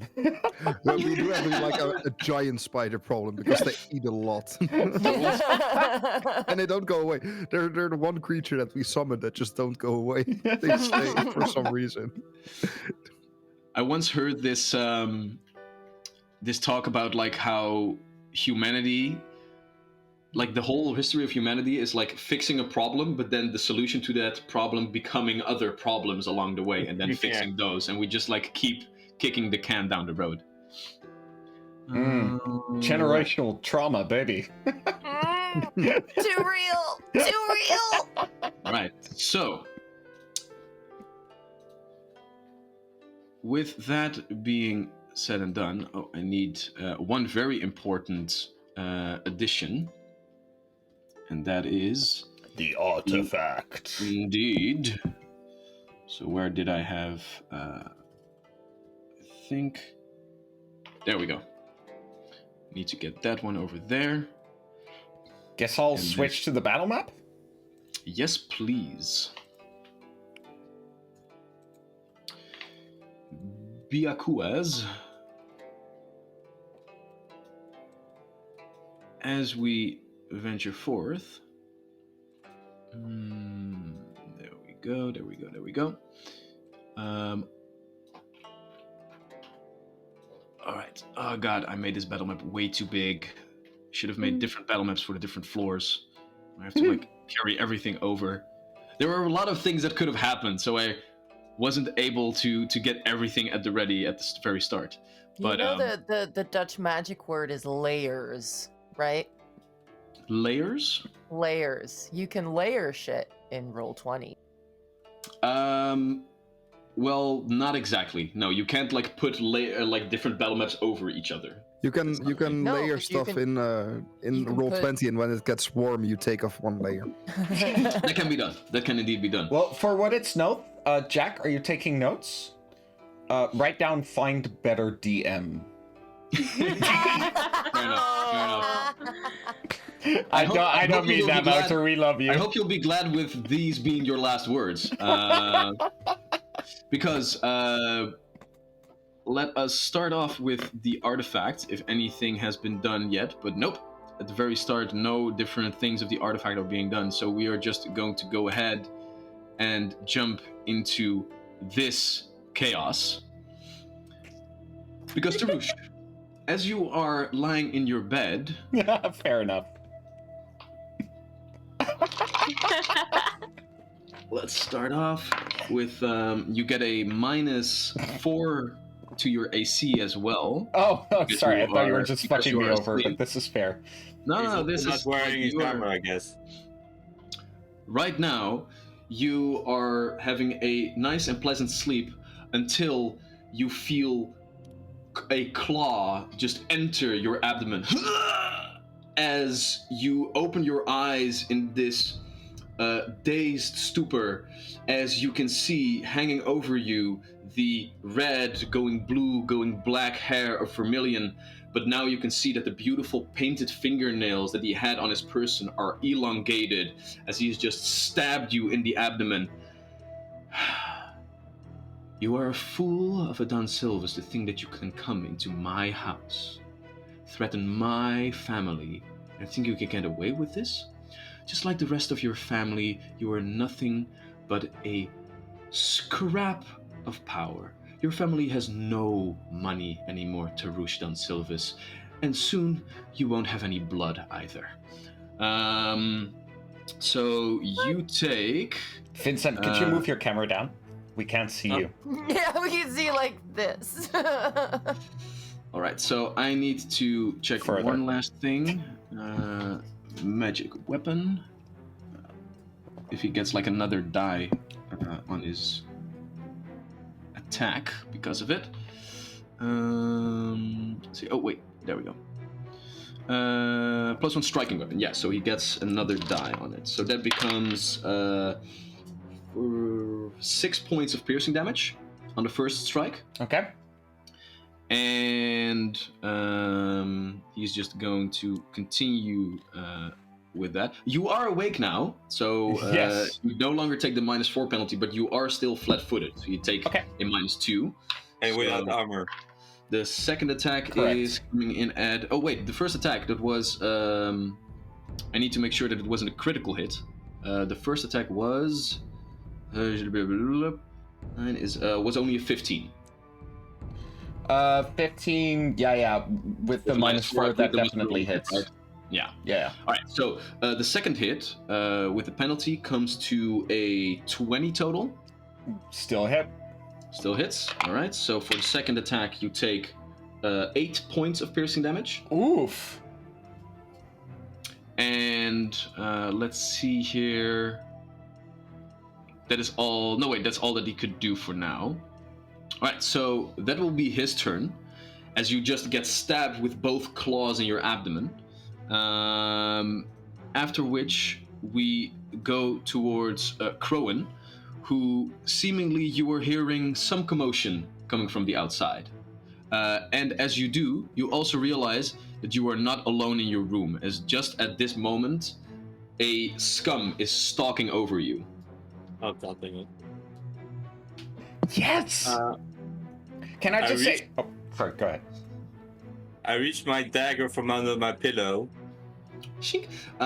One thing though, you are not wearing any armor because you I are know. unable to sleep properly in armor. Yeah. Yeah, By the way, go ahead and make a perception check for me. okay. That is 19. All right. As you grab the dagger and in like the very, very low light conditions that you find yourself in, you can still see like in the shadows this person looming over you with like a large trident in their hands. And as you gaze up into their face, you can see that one eye is closed shut with fresh wounds, as you can hear this scum croak in your face. Revenge. Oh god damn it. As this is a familiar face. Okay, so my first action is gonna be to yell from the top of my lungs, "We are under attack!" And hopefully people hear me. Mm-hmm. And then So- I'm gonna... Yeah? I have to say, it's one action to grab your dagger, one action to shout that. You only have one action left. What do you want to do? Ooh, damn. Yeah, this is an ambush. I'm gonna move away. You're gonna move away? Alright, so you're still prone on the bed. You're just gonna crawl away? Now, can't I get up and move from, have a couple of movements for myself? Standing up is a move action. A whole move action. Yep. Afraid so. Okay, so I guess I'm gonna stand up on the bed then, eh? Right. So you basically get into defensive positions. You have the knife at the ready, and you get up, get ready to, well, figure out what the fuck is going on here. Yeah. Alright. That will be your turn for now. After which, this beautiful fellow. Jack, while you are still asleep, I have an attack coming in at you for a total of... that is only going to be a 13 to hit, but do realize that you have a -4 to your AC right now because you are lying in bed asleep. That's gnarly. Yes, that actually hits. Yeah. No, wait. Crowan did use his action to shout out, so perhaps you are already awake. Go ahead and make a perception check for me real quick. Oh, that's at 12. 12? Let's see here. Gotta take a look at the rules. The rules. Right. No, I'm afraid you're still asleep then. So, for now, the attack roll is coming in at a 13. You are still asleep. You heard Crowan like shout in your sleep, but you're just like, nah, Yeah. Yeah. In that case, the attack hits. All right. In that case, you take. Okay, three points of piercing damage, as you also feel a claw, but this one is sticky and wet and is just like getting you into your throat, and like the claws are digging in. As you can just barely see the outline of a fish person in front of you as the second claw comes up and just goes right into your face. This one, however, is only going to be with -4. Can I remind Vincent or Maxime to turn on the battle redemptions? Yeah, I will do that. Yeah. There will only be a 10 to hit. Second hit. No, that does not hit. No. Right. And the third one is coming in at even lower than that. So as the one claw does get you by the skin of your neck, the second claw just rakes through your pillow as you dodge it just barely out of the way, and the second one misses as well. All right. At this moment, Olam, Yes. go ahead and make a perception check for me. Do I have a -4 still? Yes, because you are asleep. Okay, so that's a 14. 14? 14, however, will be enough. So right now you were just like dozing off, just lying there. So you are prone on the ground, but you are awake enough to see that there is this fella just standing a little bit away from you. One of the scum just holding watch over the hallway, having in its claws that familiar like crossbow harpoon gun contraption that you have fought a couple of times before. And as you begin to come by, you can already see him like looking over his shoulder, and he begins to raise the crossbow in your direction. But you're awake, you can do stuff. So I want to use Moonbeam, and I want to scream the things I say for Moonbeam as loud as possible. Very well. So in the hopes that everyone will hear me casting spells. All right. So I have to make a spell attack roll. Mm-hmm. And Do we already that's have the pulse with it or not? what? Not yet. afraid Do that it the top pulse- of the round. Yeah, top of the round, the artifact is going to give out all of the beautiful boons. Okay, great. Too bad. But it's still 24. 24 hits, hell yeah. Great. Not a critical hit, but still a hit. So that's 1d6 of fire damage and silver damage for like reasons of weakness. That's only a 1. It's a normal success, right? Yeah, it's a normal success. So that's still dazzled for 1 round. Okay. So as the harpoon comes your way, the moonbeam blasts him in the middle of the face, and you can see him blinking, not really able to see all that well. And then I'd like to one stand point up. of damage. Yeah, just 1 point. All right. damage. And Fire you stand damage. up at the ready. You do, however, take a look, and you can find that the morning star that you had on your person is nowhere to be found. Damn it. Okay. That's fair. All right. So after Olam, we get to this figure, as Edge is having a similar experience. Edge, before we get started though, go ahead and make a perception check for all of the noises that you heard outside up until this point. Ooh, that's a 19. All right, so you are also awake. So your monkish reflexes kick in, and just as this scum is looming over you, you can at least like begin to wiggle a little bit to get yourself in a somewhat more defensive position. However, you are still flat-footed because you were lying on your back. So the first attack comes in at a 19 to hit. That's my AC. Right. I believe Oh, that wait, if you're minus? flat-footed, yeah, -2 because you're flat-footed. Then it hits. Yeah. Right. Second one comes in at a 16 to hit. No. And third one, natural 1. So you take, oh dear, not over there, over there. You take 5 points of piercing damage. Just the first claw gets you right in the clavicle. But then you just begin to like wrestle the arms of the scum a little bit, and you can push him out of the way before he gets another hit in. I assume we had not healed up yet from our rest, or did we?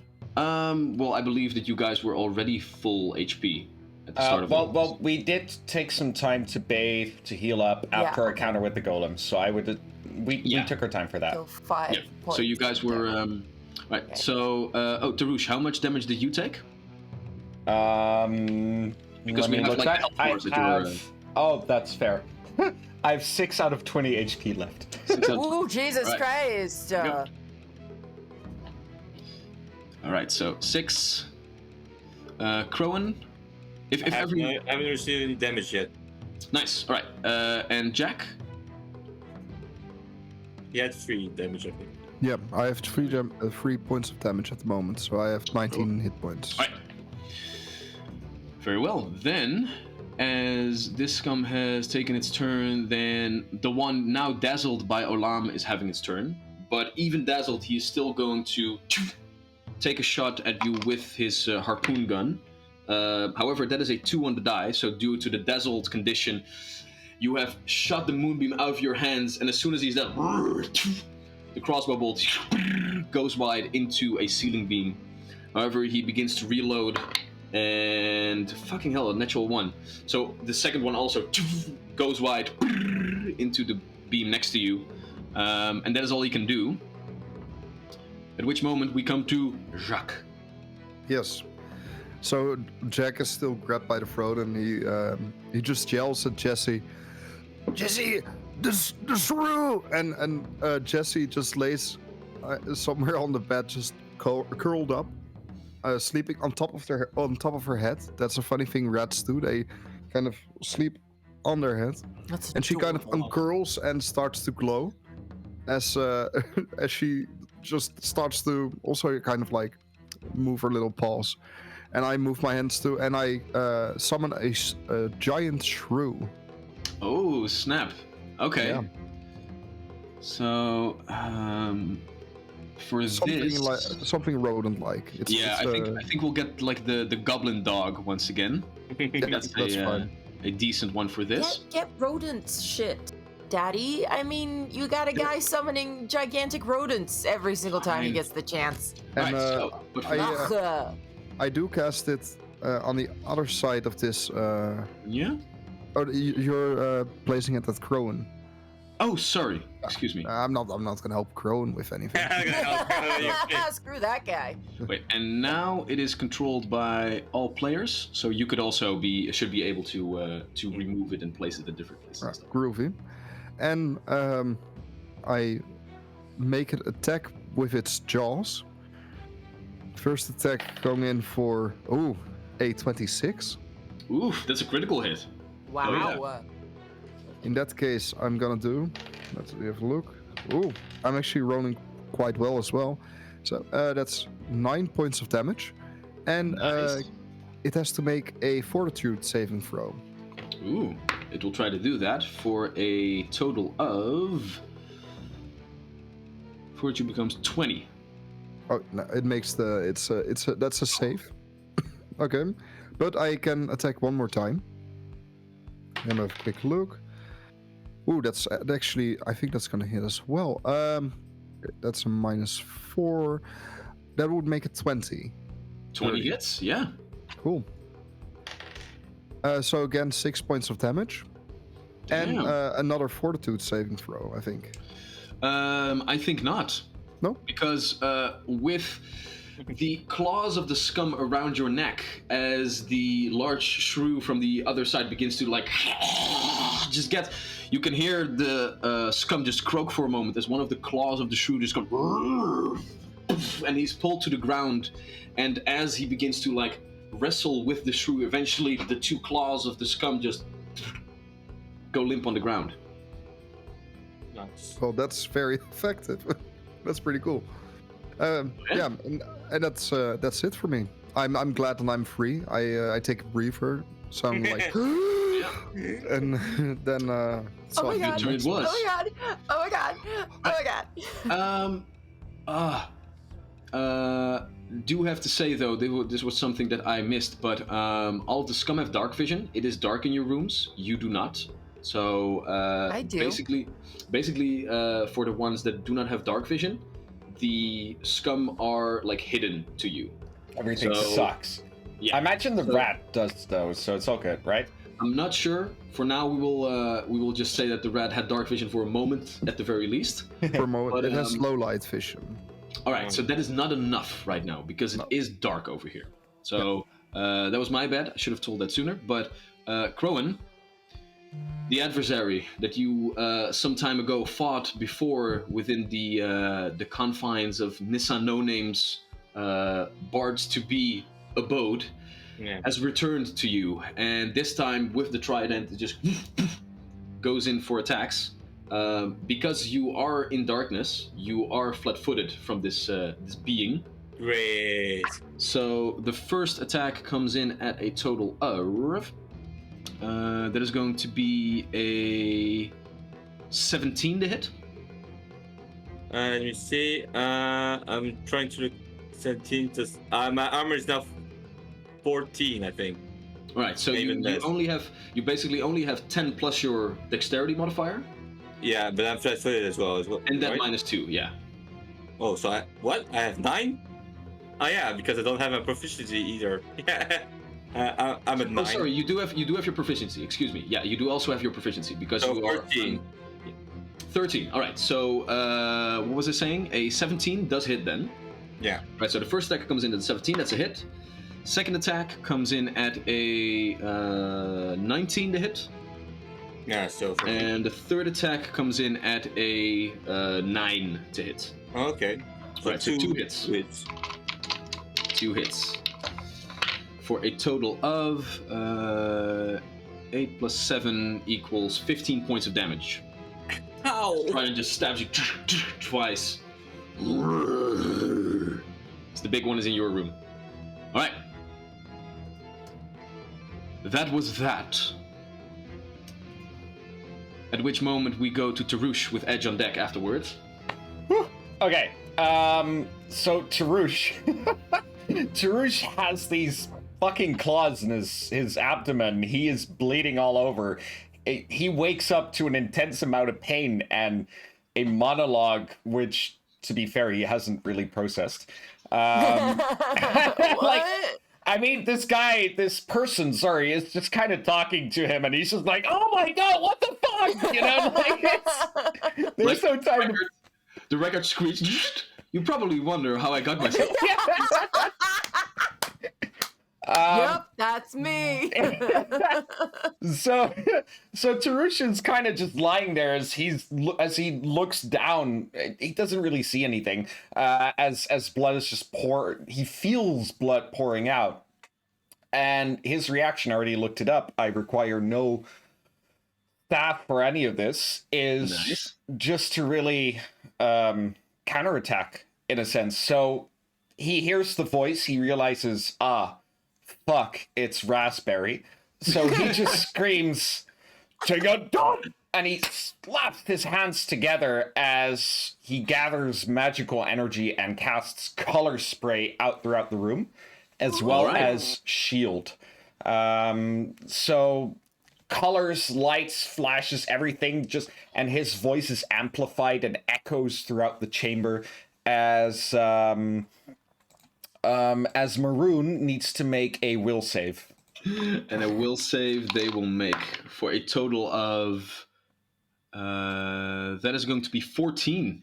Oh, nice. That's a fail. That's perfect. I'm so happy right now. I cannot put this into words. Let's see. Rose is gonna be stunned 1, blinded 1 for 1 round, and dazzled for 1 minute.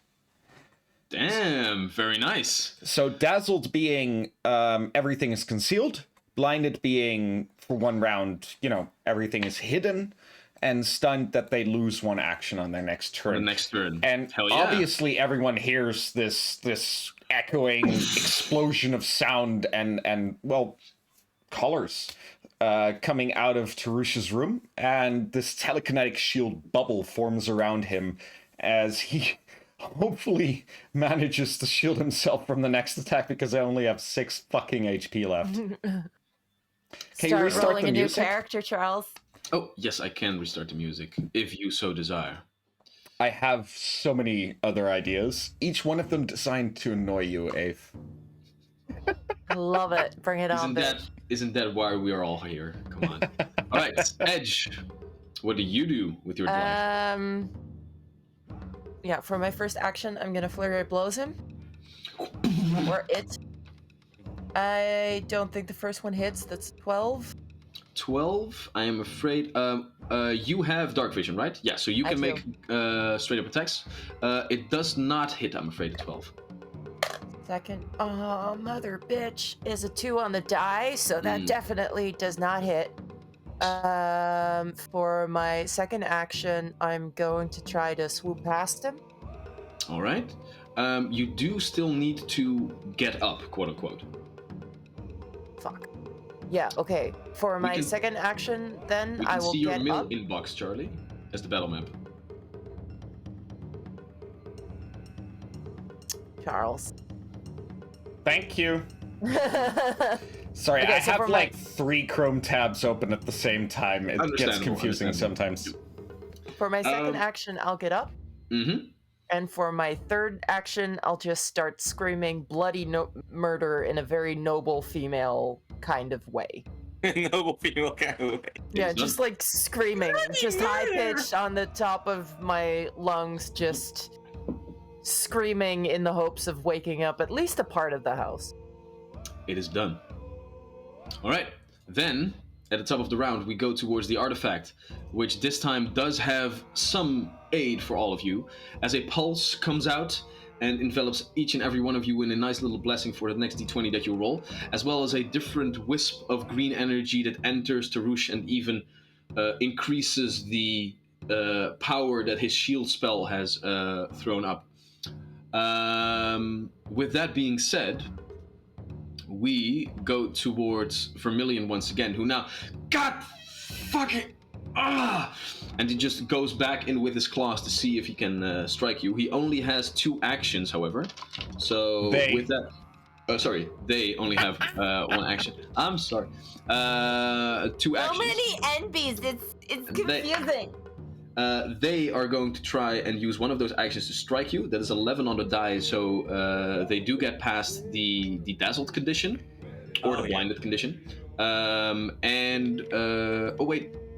Yeah, because hidden you need to roll a 10 or higher. Yeah, correct. Right. Okay, so the 11 still gets through. Yeah. Cool. All right, so that is going to be on his attack a 15 to hit. That would normally hit, but I have a shield from chat and my Right. own shield defending me. So, fucker, you are. It bounces off, and after which they also throw up a shield of their own as their other claw just goes woo, and a shield spell is also opened up in front of them to make sure that they are at least a little bit protected. After which we go to Crowan with Olan afterwards. I'm gonna try to barge through the scum. The guy. Very well. Basically, try to reach the door and get some reinforcements. Basically. All right. So you can get 1 move action towards the door. Yeah. Interact action to open the door. Mm-hmm.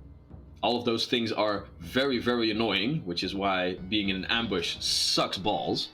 Yeah. All right, so those would be 2 actions to open the door. And right now you can see, like, peering through the hallway that Olam is just, like, finishing casting her spell. The scum is dazzled and shooting violently with the crossbow bolts. Can I lock the door behind me? As a last action. Okay, so I will be lenient with you. Normally, you would have to, like, move action, open door, move action, close door. But I will give you 1 move action to basically, like, move through the door and 2 actions to open and close the door. So you can get, like, your full round to just move out and poof, knock Close the door. Yeah. But not lock it. I mean, no, I would say that your rooms do have keys, so you could lock it. But right now, because those keys are apparently no longer in your hands, but in the hands of scum, you do not have on your person like the keys to immediately lock it. Okay, so I'm just gonna go through here, close the door behind me, and just keep my hand. stand there and block it. Yeah, basically just try to keep it closed. So if he tries to open it, he'd have to do an opposed athletic check or something. Yes. All right. Yeah. All right. So that is your action. Olam, as you can see your friend entering the hallway, like poof, closing the door behind them. What do you do? And another friend screaming on the top of their lungs. Multiple of your friends screaming on the top of their lungs, I'm afraid. Well, oops. Well, I'm just going to do this one first. Can you move me one step forward because I can't move myself? You can't? Nope. Someone's gonna get fired after this. Should be. I hope it's Should be able to. No, you should- already Better dead. not be Erica. She seemed cool. everyone should be able to move everyone, actually. But I I'm cannot not. click on the I can't icon. move Melo. Yeah. Or Olam, Olam. sorry. Wow. One campaign. One campaign. I mean, I I guess saw Black Panther, okay? I got confused. it's fair. And I use concordant choir. Mhm. I definitely said this wrong, but that you was have to make a basic fortitude saving throw. Okay. So the fortitude saving throw of the dazzled scum in front of you is only going to amount to a 11. So you don't make it. Then I do 2d4 sonic damage to your face. Yeah. Oh, Olam basically just hisses really, really, really loud in his face. And I do 7 points of damage. Nice. Nice. And as the hiss just passes through him, you can see Crone in the background also just like wincing a little bit with the sonic damage also carrying through a little bit. But hell yeah, 7 points of damage done That's it. to this piece of scum. Yes. All right. Bastard. After which we go to the one still tumbling around with Edge, who is going to try and continue to do the same thing. Edge did get up, so they are no longer flat-footed because they also have dark vision. So the first attack is going to come in at a 12 to hit. Nope. Second coming in at even less than that because that's a natural 2 on the die. And last but not least, Hail Mary, that's a 4 on the die, so that won't hit either with like I think a 6, something around those lines. So no, now that you are back in business, your monkish abilities are keeping this guy off of you. At which moment, the one dazzled in front of Olam, that is now also ringing in the ears. How long was it dazzled? 1 round. 1 round. Okay, so it's right now it is no longer dazzled. Okay, so at this moment, it just uses a free action to drop the crossbow, take a step towards you, and just go scratch at your face. First one coming in at, 14 to hit. No. And the second one, 15 to hit. No. Alright, so both claws still miss. When we get to Jack. You are muted. Oh. Yes, I know. I've been coughing a bit. I'm gonna do 2 things. First of all, Wait, I figured 3 that things. Could you move your camera down a bit? No, I can sit up straight. Or that. I can see, so I'm going to cast Dancing Lights. But I figured that if I can see, the others can see as well. So can I cast them also in the hallway? I'm gonna be like the very annoying teacher, and I'm gonna go I don't know, can you? Because I'm not sure. I'm not very sure. talented. It I'm requires just line of sight. That's the thing. Yeah. I think so, huh? In Yeah, that so case, is the door open or closed is kind of the thing, mostly, I guess. Yeah. So you create up to no 2 of which are more than 10 feet apart. Each sheds light like a torch. When you sustain the spell, you can move any number of lights 60 feet away. Each light must remain within. Yeah, so you can create a chain of 30 feet-ish. Out. Yeah. It Well, doesn't say anything about. And the scum came into my room to attack me, so I figured that Close the door door. behind you. Yeah. What a thoughtful scum. In that case, I think I have to get up and open the door first. Although it doesn't say anywhere that you need line of sight. It just says you create up to 4 floating lights, no 2 of which are more than 10 feet apart. Each sheds light like a torch. When you sustain the spell, you can move any number of lights, yada yada yada. So I'm not sure if it's a normal overarching rule that you always need to have line of sight with certain things, but Yeah, Doesn't it's implied that if you have a range, you need to be able to see where you cast In it. that always. case, what I'm going to do is I'm going to get up out of bed because I'm actually still laying down. all right, you get up. And I am going to open the door. All right, so you move, walk up, Move. Yeah. open the door. That gives me, I think, one more action. And as you open the door, you can see this scum just standing right in front of you with the claws like going at Olam. In that case, I do a little whistle like, and I send the shrew to this one scum. It can do 2 actions, I believe, again. Mm-hmm. So the first one is going to be, that's a 15. 15 hits. 15 hits. Yep. Groovy. 2 points of damage, and it has to make a fortitude save. All right. That fortitude save is going to be an 11. It fails. He is poisoned for 4 Okay. rounds. Do I have to roll now already or later? I believe at the start of their turn. At the start of their turn. In Yeah. that case, I'm gonna wait for a second, and I'm going to attack it again. This one is even lower. That's going to be a 6. 6 misses, I'm afraid. But he is poisoned. Oh shit! All right. Yeah, and that's my, Poison is turn. true. Very well. All right, then this scum over here, the one that you guys knew already, is going to use 1 action to move up, and then 1 action he's going to try to break open the door with you behind that. So what is your athletics DC, Crowan? Pretty high. Let me check. I think it was 10 plus 8, I think. All right, so that's 18, if my math is correct. The scum on the other side rolls a 19. You! So that would be a shove action. So let me just... I mean, I'm not rooting for the scum, but that is pretty funny, though.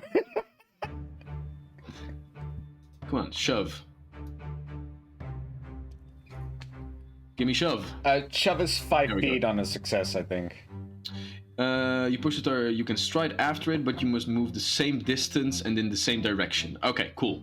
So, alright, so he pushes you aside and basically takes your place.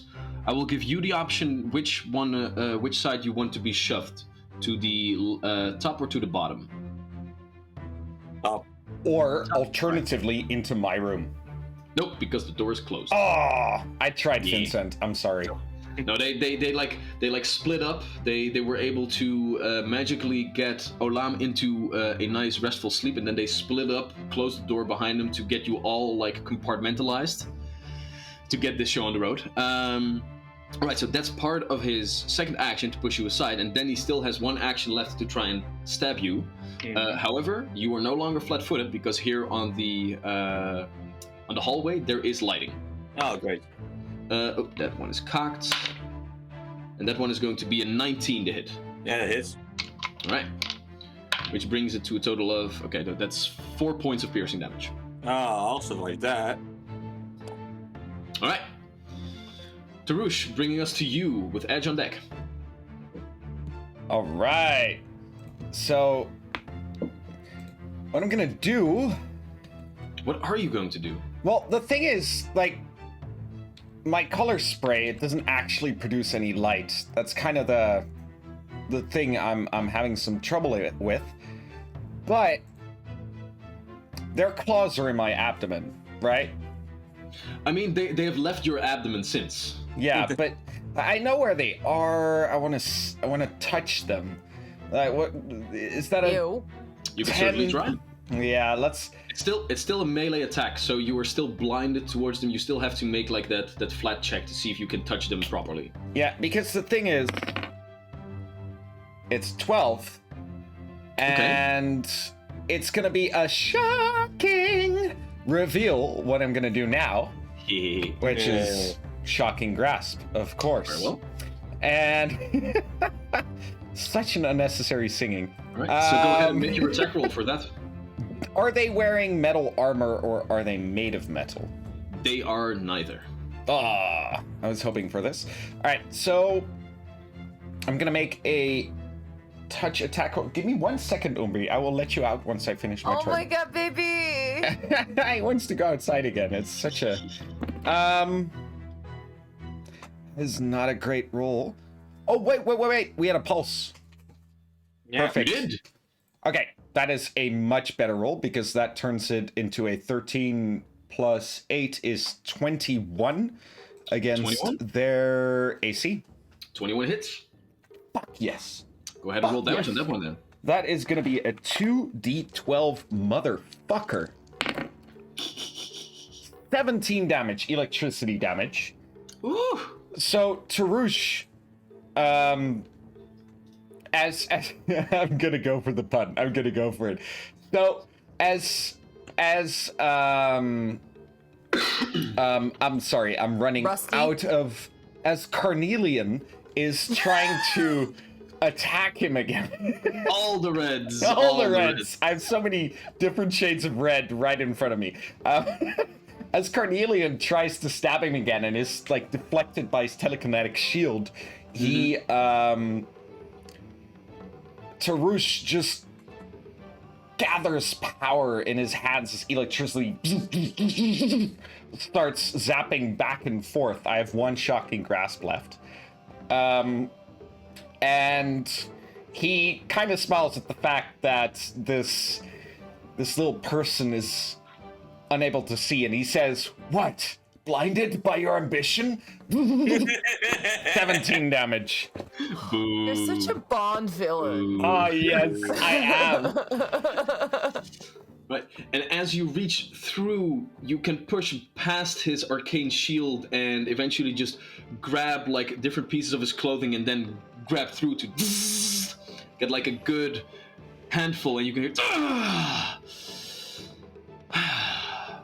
You really are all talk, aren't you? You can hear it in the darkness. And again, the magic I used for my electricity coalesces into a telekinetic bubble that forms around me as I recast or maintain my shield. Very well. Okay. Edge. I'm gonna try that fucking flurry of blows again. Yay! Yay! Ooh, Flurry all the blows. that's 16. 16 hits. Yay! Okay, then I'm gonna go ahead and roll my second to attack. Mm-hmm. I'm gonna use my pulse on that and make it a dirty 20. Oh, I'm afraid we can't choose where we use our pulses. Oh, okay. From the Then first roll that you made. the first one was a 16. 21. That would have been a 21 then. Then this is a 15. No, wait. Both hits. Oh, -4, so that's an 11. misses. Yeah. First hits. Okay, first Second hits. misses. And I don't have to hit both of my attacks for stunning strike, so I'm going to use that. It needs to make a fortitude save. Yeah, Here. fortitude save. All right. And I'm going to roll damage in the That's a meantime. 16 on fortitude. That fails. He is stunned 1 Mm. and gets 7 damage. And 7 points of damage. All right, so he loses one of his actions come his turn, Okay. which is very nice. So that was 1 turn. Huh? But yes. One, yeah. I'm gonna leap off the bed towards the door. All right. So you are going to use a beautiful move action to get. And then- you can yeah. still your movement speed is more than enough to get it all the way. Yeah. Can I simultaneously open the door and scream again? I'll say you can like open the door and scream a couple of words in one action. Okay. Sure. Okay, just we are under attack, help us! So you open the door and you scream it right into the face of one of the scum, Yeah. who's like taken aback by it a little bit. Good. Yeah, we know. I used my stunning strike, you guys. Yay! Yeah. Since when do you have it? Since we went up to level 2. Ah, nice. Farewell. All right. Then, at the top of the round, as the artifact once again is bringing you all the different boons that you might need in the coming combat, as Tarush is battling Vermilion in their room, as the scum are assailing all of you, we'll go ahead and end tonight's session now. No, but We're doing so well. We're at We the have top 4 of the round. minutes. We can squeeze another round. You guys I want know to of go? your sex tape. Kind You of guys wanna go titled one my more sex round? tape, kind of. No. Don't You guys want to go listen one to more them. round? We can go. No. one more round. I wouldn't Huh? mind. I can do one more round. No, this is a trap. It's a Crystal. trap, guys. Crystal, it all comes to you. Do you want to play another round? Now, I would love to, but let's. Oh, we have another follower. Thank you, Unliving Luke. I love it. damn. Well, in honor of Unliving Luke, let's do one more round. Fuck it. Yay! I get to make this decision. I'm Unliving kind of Luke? confused, No, but sure. no. I'm letting Luke You left make the it- decision. You left it to me, but then you started speaking, so it's on you. It's on you. All right, so You took this from me, Yeah, but maybe don't give him that kind of power anymore, Crystal. I guess. I'll just start screaming next time he starts talking. however, Oh, nice. I love it. however, Test. as as the artifact ain't doing shit, we go back to Vermilion, who right now I believe is still dazzled, no longer stunned. Is he still blinded? Due to the This color is spray? a very good question that I don't have an immediate answer to, and the answer is no. He's only dazzled for 1 minute. That's the only thing left. Okay, cool. All right, So, DC 5 on anything he tries. yes, as he is dazzled. Let's see here. So many choices.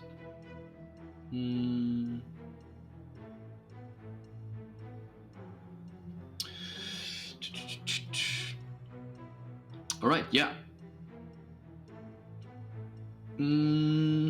As he now has all his actions at the ready, he is going to get his nails up in the air once again, and he is going to use nail casting to both like twirl his nails through the air, getting together a nice little arcane pattern. But in doing so, he eventually like pulls one hand away, and as part of the spell, he can also make an attack against you, Tarush, which is going to be... Oh wait, so this was... Okay, so that's a natural 18, which isn't going to the roll, but is just to get the dazzled condition away.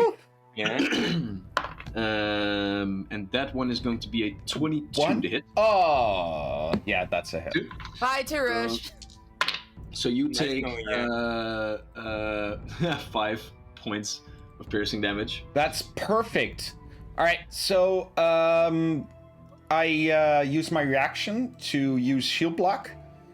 So my telekinetic shield just bursts as these almost invisible shards of glass just break apart and fall down, and it has hardness 5. So you are. So you noted. All right. So and as he does this, all of the arcane shards that were broken off, he pulls with his other hand, and all of the distant shards begin to form into different apparitions that seem to completely mimic the apparel of Vermilion, as they cast a mirror image on themselves as part of the attack. And now you have these different Vermilion standing and like switching places, and it's hard to keep track of who is who, as he casts a little bit of a defensive spell because he is now dazzled. And those were 2 actions. Because with the nail casting, he can like cast a spell and do an attack in the same thing. And now he is going to use his last action to just get his own shield up as well. As you can find different shimmering shields across all of the different mirror images. Now, do you want to talk about real power or what? And I have no reply ready. I'm you sorry. go to Crowan. Okay, I'm gonna try and intimidate the bastard in front of me. Okay. With the +5 from the pulse which I haven't used yet, it's a whopping 31. And do remember that you also have the Horn of the Bull, which gives you even a +1 to the intimidation. Well, I suppose I didn't have it on me when I was sleeping, so no. Fair enough, yeah. All right. Still, though, 31 on your intimidation check against his perception DC, I believe. I think it was this, it's will DC. Will DC, all right. Even lower. That's a critical success. No, wait. Wrong guy. 31. Still a critical success, though. Yeah, I hope so. Hope as So much. yeah. Okay, now I'm gonna hit him twice, hopefully, with my dagger. All right. So right now he is frightened. 2. Frightened 2. Which is the frightened icon? Let's see here. This is the frightened icon. There we go. Is a 25 to hit enough to critically hit him? Ooh, because he is frightened 2, indeed it is. Nice. Then I don't have the sneak attack damage, I suppose, because yeah, he's not. So that's 16 damage. 16 points of damage. As you go in for the attack, you can see that he's wearing these beautiful, like leather with silver embroidery bracers. And as soon as you go in for the attack, you can see them light up with some arcane energy for a moment. As the bracers come in to block your attack, and it still goes through, but he has a little bit of a resistance to the damage of the attack. Oh damn. Okay, I'm gonna try to attack him again. That's a 13 plus 4, 17. 17 still hits. Okay. 7 damage. 7 points of damage. Yeah. It seems that during this entire round, this entire turn of your combat, it seems that the braces is glowing up, and also the second blow gets blocked just a little bit, reducing the damage, but not enough to get everything out. Okay. Help! Right. And as your turn ends, the braces no longer glow. Okay. Like all this destruction, this chaos, these explosions, and this moment of silence, and then help. Help! Nope. Help. Olam, what do you do with your life? So Alam puts her claw on the face of the scum and uses harm. Oh, that sounds Pricker. painful. So that is going to be a touch attack, I believe, right? Yeah, so I use the range of touch, so that's only 1. And guess I'll just deal that. No, fortitude save. Yeah. Fortitude save, okay. Which is, natural 20. Damn you. So I believe with a 26, that becomes a critical success. It's not a crit success. If it's a natural 20 and the number would be a normal success, then it gets 1 degree higher. Oh yeah, So, but we didn't catch the nat 20. Okay. Yeah, it was a natural Yeah, 20. okay. Excuse me. Yeah. So I'm afraid that the harm spell does nothing. As you grasp the face of the scum, he just like grasps your hand and pulls it off without the necrotic energy actually finding purchase, and he just pulls your hand away and growls in your face, defiant. Well, you know what? I guess I'll just do it again. You can. Harm is just 1 action, I believe. I guess. Yeah, it is. So, you know. So he Put me pulls on your a hand away. claw. No, yes, back. Alright, so another fortitude save. Yeah. This one is going to be an 11. That doesn't make it. So. That's 8 points of damage. 8 points of damage. Let's see here. And as you push through, you eventually grasp the face of the scum and just push it down until it eventually no longer moves. Great. Yay! And I cast shield on myself. Getting some nice protective barrier going. Yes. At which moment, the one scum that is standing behind Edge over here is just going to jump them and goes in for 2, count them 2 attacks. First one comes in at a 19 to hit, That is on my AC. and the second one is a 20 to hit. Yeah, that hit. All right, so Edge takes a total of plus 12 points of damage, Howie. bringing you down to 11 hit points. Is that correct? So, yeah. All right, but that is all that they can do. As Jack, you are standing in the door opening. You have just seen Olam push down the one scum, killing it outright. You still have the one scum in Edge's room, the one scum battling Crowan, and you still hear some muffled sounds coming from Tarusha's room, who doesn't seem to be all that happy. Yeah, I think in that case it would be smart to move towards Tarusha's room. However, the hallway is quite small. So I think I'm just... I'm... Restart the music. Let me have a quick look. What I'm going to do. I am going to, first of all, use. I'm going to use Acid Splash, in which I just kind of like throw it, just around the corner towards the scum that's standing in front of Groen. Where you're standing now, I have to give like the creature 3/4 cover at the very least. Technically, you don't have a direct line of sight to this creature. It would be in your best interest to move if you want to attack him. Yeah, but then I have so little actions left. I know, but that is part of this encounter. Like you guys were targeted completely unaware of all of this, so you have to like waste a lot of actions on just getting in position. By the way, is it still dark in the hallway that we're in all of your rooms? It was dark. In the hallways, there were lights on because just as Olam and Crone were also keeping watch, there were also guards patrolling the hallways. Although they haven't come by for quite a while now. Yeah, and they haven't responded to my screams, so either they're in on it or they're also under some kind of spell. In that case, this is what I'm going to do. So I am going first. I first use the actions of the shrew, making it walk a bit closer and then attacking. That's right. Cool. That would be 22 points of damage. No, 22 to hit. Excuse which hits? my language. So now you can go ahead and roll damage. Excuse my language. Oh, wait. Let me have a quick look. That'll be 4 points of damage. And can you make me a fortitude save again? I have, and that one will be 19. That's a save. After that, I am going to walk up behind the shrew, and I'm going to cast shield on myself. Okay. So for now, just getting in position, get the shrew ready to wreak havoc on stuffs. As we turn towards the scum, and now that you look out into the hallway, you can see the familiar trident in their hands, now with a nice new set of bracers that was able to block some incoming damage.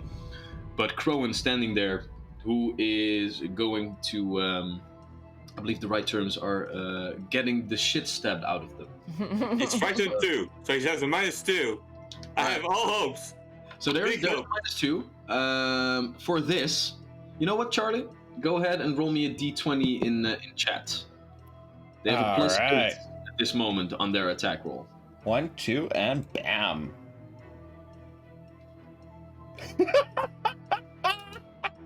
It's a natural 20.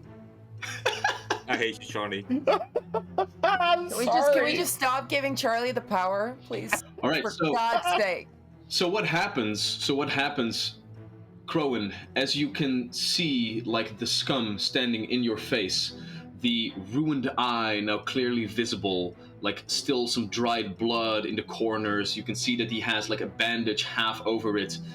With the trident at the ready, his magical bracers just block some incoming damage, and he just croaks once more, like to gutturally try to communicate with you. Revenge.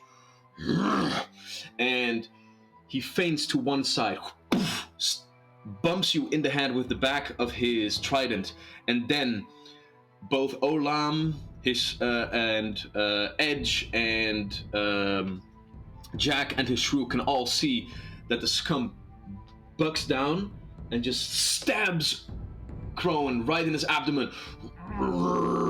And with a terrible croak, he lifts the body of Crowan up for a moment, at which moment he throws it down on the ground.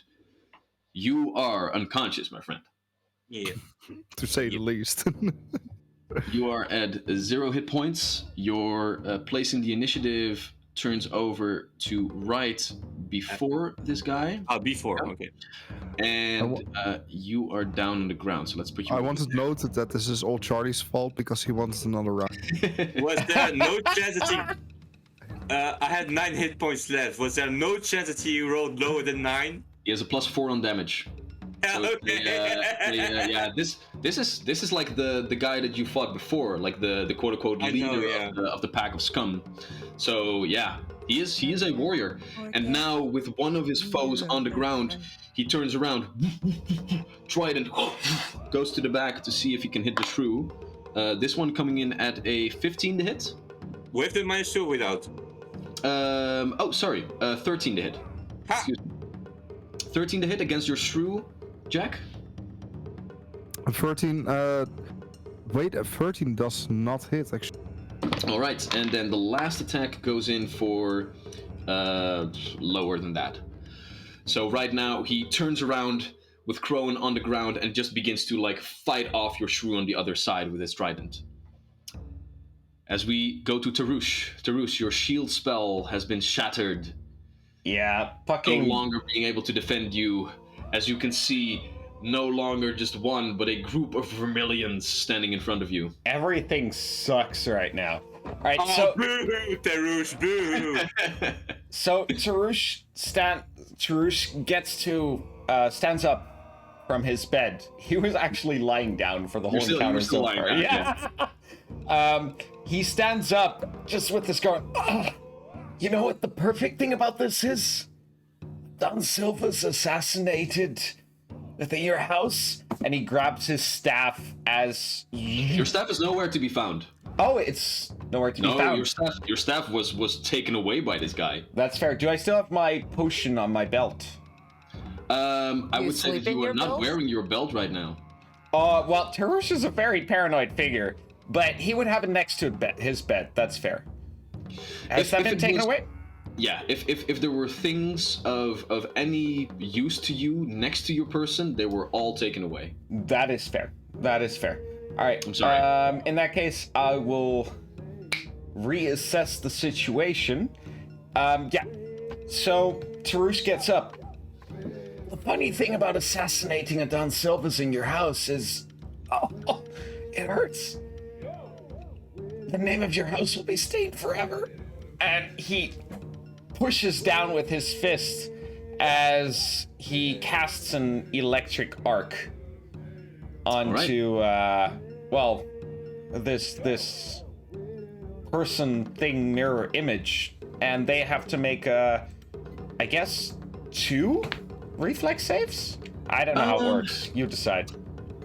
That's a good question. I would say that you can target 2 of the different Vermilions right here. So any attack that would hit you has a random chance of hitting one of your images instead. If all 3 images remain, there is a 1 in 4 chance of hitting you. So we're just going to roll d4s. Let's see here. Roll me a d4 in chat, Charlie. If you roll a 4, then you hit the right person. All right, give me 1 sec, because that does mean I have to do it. Or if that's difficult, then I'll just roll it for you. Yeah, it's not something I can just easily. Right. So one of the electric jolts just goes away and hits a random mirror image. The second one now. Ooh, the second one does seem to find purchase, and you can feel like one of the mirror images just vanishes, and the other one does seem to hit its mark. Yada yada yada. Yada yada yada. All right. So, and those are reflex saves on their part. That's a reflex save. Yeah. Right. So that becomes a 14 on their part. Again, a fail, motherfucker. Just grabbing my d4 here. There we go. Whoop! 3 plus 4 is 7 damage. 7 As, damage. again, electricity just bursts from my hand as this wounded Tarush in his night robes just throws forward a blast of electricity that hits one illusion and one actual little scarlet person. Farewell. A beautiful one-trick pony with some sparks. No sparks! And I make an intimidation check as my... Oh, no, wait. Those were my 3 actions. Never mind. I stood up, yeah, I cast yeah. the spell. Yeah. Edge, what do you do? I'm gonna whip around and do another flurry of blows. First is math 22 to hit. 22 hits. Second does not hit. Okay, I'm gonna roll damage for that first one. Oh, that's not a lot. That's 2 damage, and I'm gonna stunning strike him again. 2 points of damage. So that's Which is a going to 14 be- save. Ooh, I thought it was a natural 1, but it was a 7, so that becomes a 12. No, does Still not make fail. a save. So he's stunned 1 again. All right. Okay. Where's the frickin' map? There it is. All right. Nox would be on my shoulders, or at least like trying to hang off my back Yeah. as much as possible. So I'm gonna take him, put him on the floor, and kind of like nudge him towards in Olam's direction, and tell him, "Wake up the house, cause trouble." Just Okay. Gross start as making shit. noise and, Okay. and So you shit. so basically, because it's your familiar, you use 1 action to give Nox 2 actions to just go on his way downstairs and begin Yeah, to like knock shit over. I don't know. Set the fucking drapes on fire if he has to. Just make noise. Very well. Yeah, cause a distraction or All right. some kind of ruckus. Very well. Okay, so those were 2 of your actions, I believe. You did your flurry of blows and you commanded Yeah. your monkey. You still have 1 left. Fuck. Okay. It's busy in the hallway, I can tell that, but I can also tell there's a lot of fighting going on in the room next to me, but there's nothing I can do about it. Yeah, I'm gonna keep pummeling that guy. Okay. That's my 3rd attack, so that's -8, I believe. Yeah. It's 3. That's an 11 to hit. 11 misses, I'm afraid. Yeah, okay. So no, that's a swing and a miss. All right. So, after your turn, I'm going to cheat a little bit, and I'm going to have 1 more turn of my own with Vermilion. So, Charlie, Yeah. go ahead and roll me a d20 in chat, please. This is why you... God. This is not gonna go Okay, well. okay. You 4. asked for this, Huh. Charlie. 4 plus. I hope, huh? Plus 11 at this point for a 15. Against? Your AC. My You AC. don't have- Oh no, wait, no, sorry. This was for the dazed condition. So we need another one because he is still, dazzled condition. I feel cheated. Oh, So well, this- in that's case, good. then it's nothing, because Dazzled is DC 5. Oh, and this was a 4? a 4. Oh, okay. So the first attack misses. All right, another one. You're Another not one? there, Charlie. I'm not there. Oh, we're Valter gonna go for a wants to second kill attack. you. I just want to make that, you know. I want to see what happens at this exact moment because there You are. already have one of us unconscious, Daddy. Do you Second- really have to kill half the Just give party? me this one. Just give me this one. Second is an 11. All right. So let me just roll this one. Okay, so that's a 24 to hit. Thing is, damn, seriously? With like the -5? Oh no, sorry, that would be a 19 to hit then. And like the thing is, 20 to hit. okay, Agile claws and stuff. even with the shield that someone in chat gave me, that's a hit. Yeah, you didn't have a shield anymore. I didn't. So with that, that is 9 points of total damage coming your way. I have Okay, so- 50 HP left. Nah, You do okay, indeed. I have no HP left. So I'm going to squiggle the rules a little bit and say that with the last action, Vermilion is going to do a couple of things. He did make this last attack because it's a unarmed strike, non-lethal, and you can hear coming from the room as Vermilion opens the door. He holds in his hands the unconscious, bleeding profusely from the abdomen body of Tarush, as he holds Tarush's neck with his long nails and his other nails at the side. He pushes him through, and he just says, "If you value anything of the life of either this or your other companion, you will lay down your arms, or you will see me cut their neck right here and now. You are in my house, under my roof, and you will not insult the house of Vedius any longer. So what say you? Life or death?" And that's where we'll end today's session. Hijo de puta madre! That's what Edge says. She'll die. Oh. He understands. They understand it. So fuck it, and they just scratch the. I shouldn't have gone for the extra round. Crystal, why did you give me this power? This is what happens, Charlie, when you talk. This is what happens. Yep. Maybe you'll finally shut up. Oh No, my he won't. god! No, he won't. He won't. No, I won't. I'll He'll just keep make a talking. character that talks more. Oh my god! When Vermilion was saying that he was going to lead you to his master the next day, none of you tried to figure out if he was lying in any way, shape, or form. Yeah, no, None I of knew you that said he that was you full wanted of to fucking try. shit. I It just wasn't kinda gonna be that assumed. easy, but Edge was still. I was still like, okay, how's Edge gonna fix this? Because Tarush has blown our fucking cover. I just and trusted is just Olam trying to and Crowan to keep intimidate watch.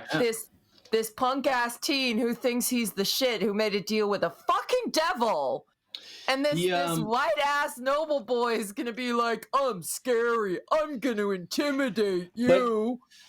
Afe, I understand you're angry, but can we all just kind of agree on the fact that this is obviously Maxime's fault? No. Of course. I was the only never. one who said, no, let's never. keep it at Maxime this. was Let's on keep it for time the next today. week. He was prepared for his rounds. This is all 100% on you, Charlie. I propose that we keep it at last round and then keep the rest for next week. That's fair. Honestly, I'm kind of I'm actually very content with the situation. All responsibility is out of my hands. I'm unconscious. I'm in this beautiful, powerful person's hands. I don't know. We'll see what happens next session. This is Tarush's wet dream, to be honest. No responsibility, being held by a pretty young boy. Like, what else is there to want? Yeah, I don't know. Gold, I already have that. Like, so, whatever. Vermilion, I can spill the beans a little bit here. Like, Vermilion has a nice little familiar, right? That you knew. The jellyfish. Long nails that they can use to attack. Vermilion is a witch, and as a witch, he has a nice little focus spell called They have a nice little focus spell called Veil of Dreams, which gives Olam a nice little minus penalty to fight against sleep effects. And then with the last two actions, they can cast sleep and get you out of commission. And from there on... Yeah, no, I mean, honestly, we were fucked. This is beautiful. This was absolutely beautiful. Where the fuck is Erica when we need her? I'm pretty sure he cannot kill us in one turn, both of us. If he can't do it, shouldn't be able to do it. You gonna tempt him? turn. You're gonna tempt him? That's really what you want to do right now? They're not on their own. They still have a couple of scums with them. Yeah, but the scums can. Yeah, definitely. But I'm just thinking about the political ramifications of this situation. If Yeah, one of us killing a noble escapes, in your house? yeah, like he can't. I mean, they can't. Like, the thing is, are their parents involved? It can't be, right? If one of us The mother. escapes and spreads word of this, The mother is definitely involved. yeah, what do you think? Because you got really nervous when we talked about the scum, right? Oh. I think Crystal got whispers. yeah. No, I think it's then the I butler. wouldn't have said it. It's always the butler did it. butler. The butler always did it. It's always the mom. What are you saying? No, I like Crystal's theory. That's I'm gonna sleep on this. I guess we'll find out next week. Yeah. Well, Dun dun dun. technically, Tarush, you are unconscious, but I wouldn't call it sleep what you're doing right now. I'm gonna hurt on it. Yeah, you're gonna hurt on it. But yeah, so this is what happens. when God you damn, critical When you hit. let Tarush talk. you get ambushed. I mean, it was pretty close. Like those other two scums were pretty far down. Jack and Olam are still like completely healthy. Yeah, I mean, I think this could there go were either ways way. out of this, but I'm gonna have some angry dreams tonight. Just 9 fucking HP and he crits me. I'm sorry. It was a nice cinematic moment. Hey, I to have- didn't Yeah, go it down was, in it this was. And it fight. wasn't even Tristan who did it. No. But so yeah, our Yeah. heroes seem to be in quite a pickle. So I will As- erase every single trace of terracotta from my room from now on. I'm sorry. Seems That appropriate. was a bad one, Charlie. It's getting further and further away. Eventually, we're getting to just colors in general. You know? Chips and God, colors. So what are you doing tonight, Indigo? Didn't yet, by the way. How was your dinner, Chartreuse? For Who now, called them ginger yet? We haven't done like the generic red hair name calling shit. Well, Tarush is kind of like a bull at this moment. Yeah. He gets just very seeing agitated red. by the color red. Yeah. you know, for every like insult that you throw Vermilion's way, he's just going to sacrifice you to evil deities even harder. Worth it. I mean, let's be honest. The thing is, like, Puce is just such a little bitch. So, and I don't know what Carnelian is thinking, but fuck him. Seriously, Charlie, stop talking. We're already running like a half an hour long. Would you get your head out of your own ass? I have this mental ticker that is just like upping like the amount of animosity that is going to Rush's way every single time. The For thing now, is, however- though, I have learned a lot during this session. I know so many new You shades haven't of red learned to now. shut up. Yeah. The thing I need to pee. is that I'm muting you as the DM right now because for now it is almost 11:30. We have gone long enough. The beautiful Vedius estate will be here next week when we continue the onslaught that is the Monologues speaking of natures of Tarush. So for now, enjoy the last half hour of your weekend. I hope you stress as much about what is going to happen next week because, to be honest, like I have some ideas, but I don't know what the hell these people are going to do. So we hope to see you then. We hope you like what you saw. We love you, and enjoy the rest of your week. Cheers. Yeah. Ciao. Bye.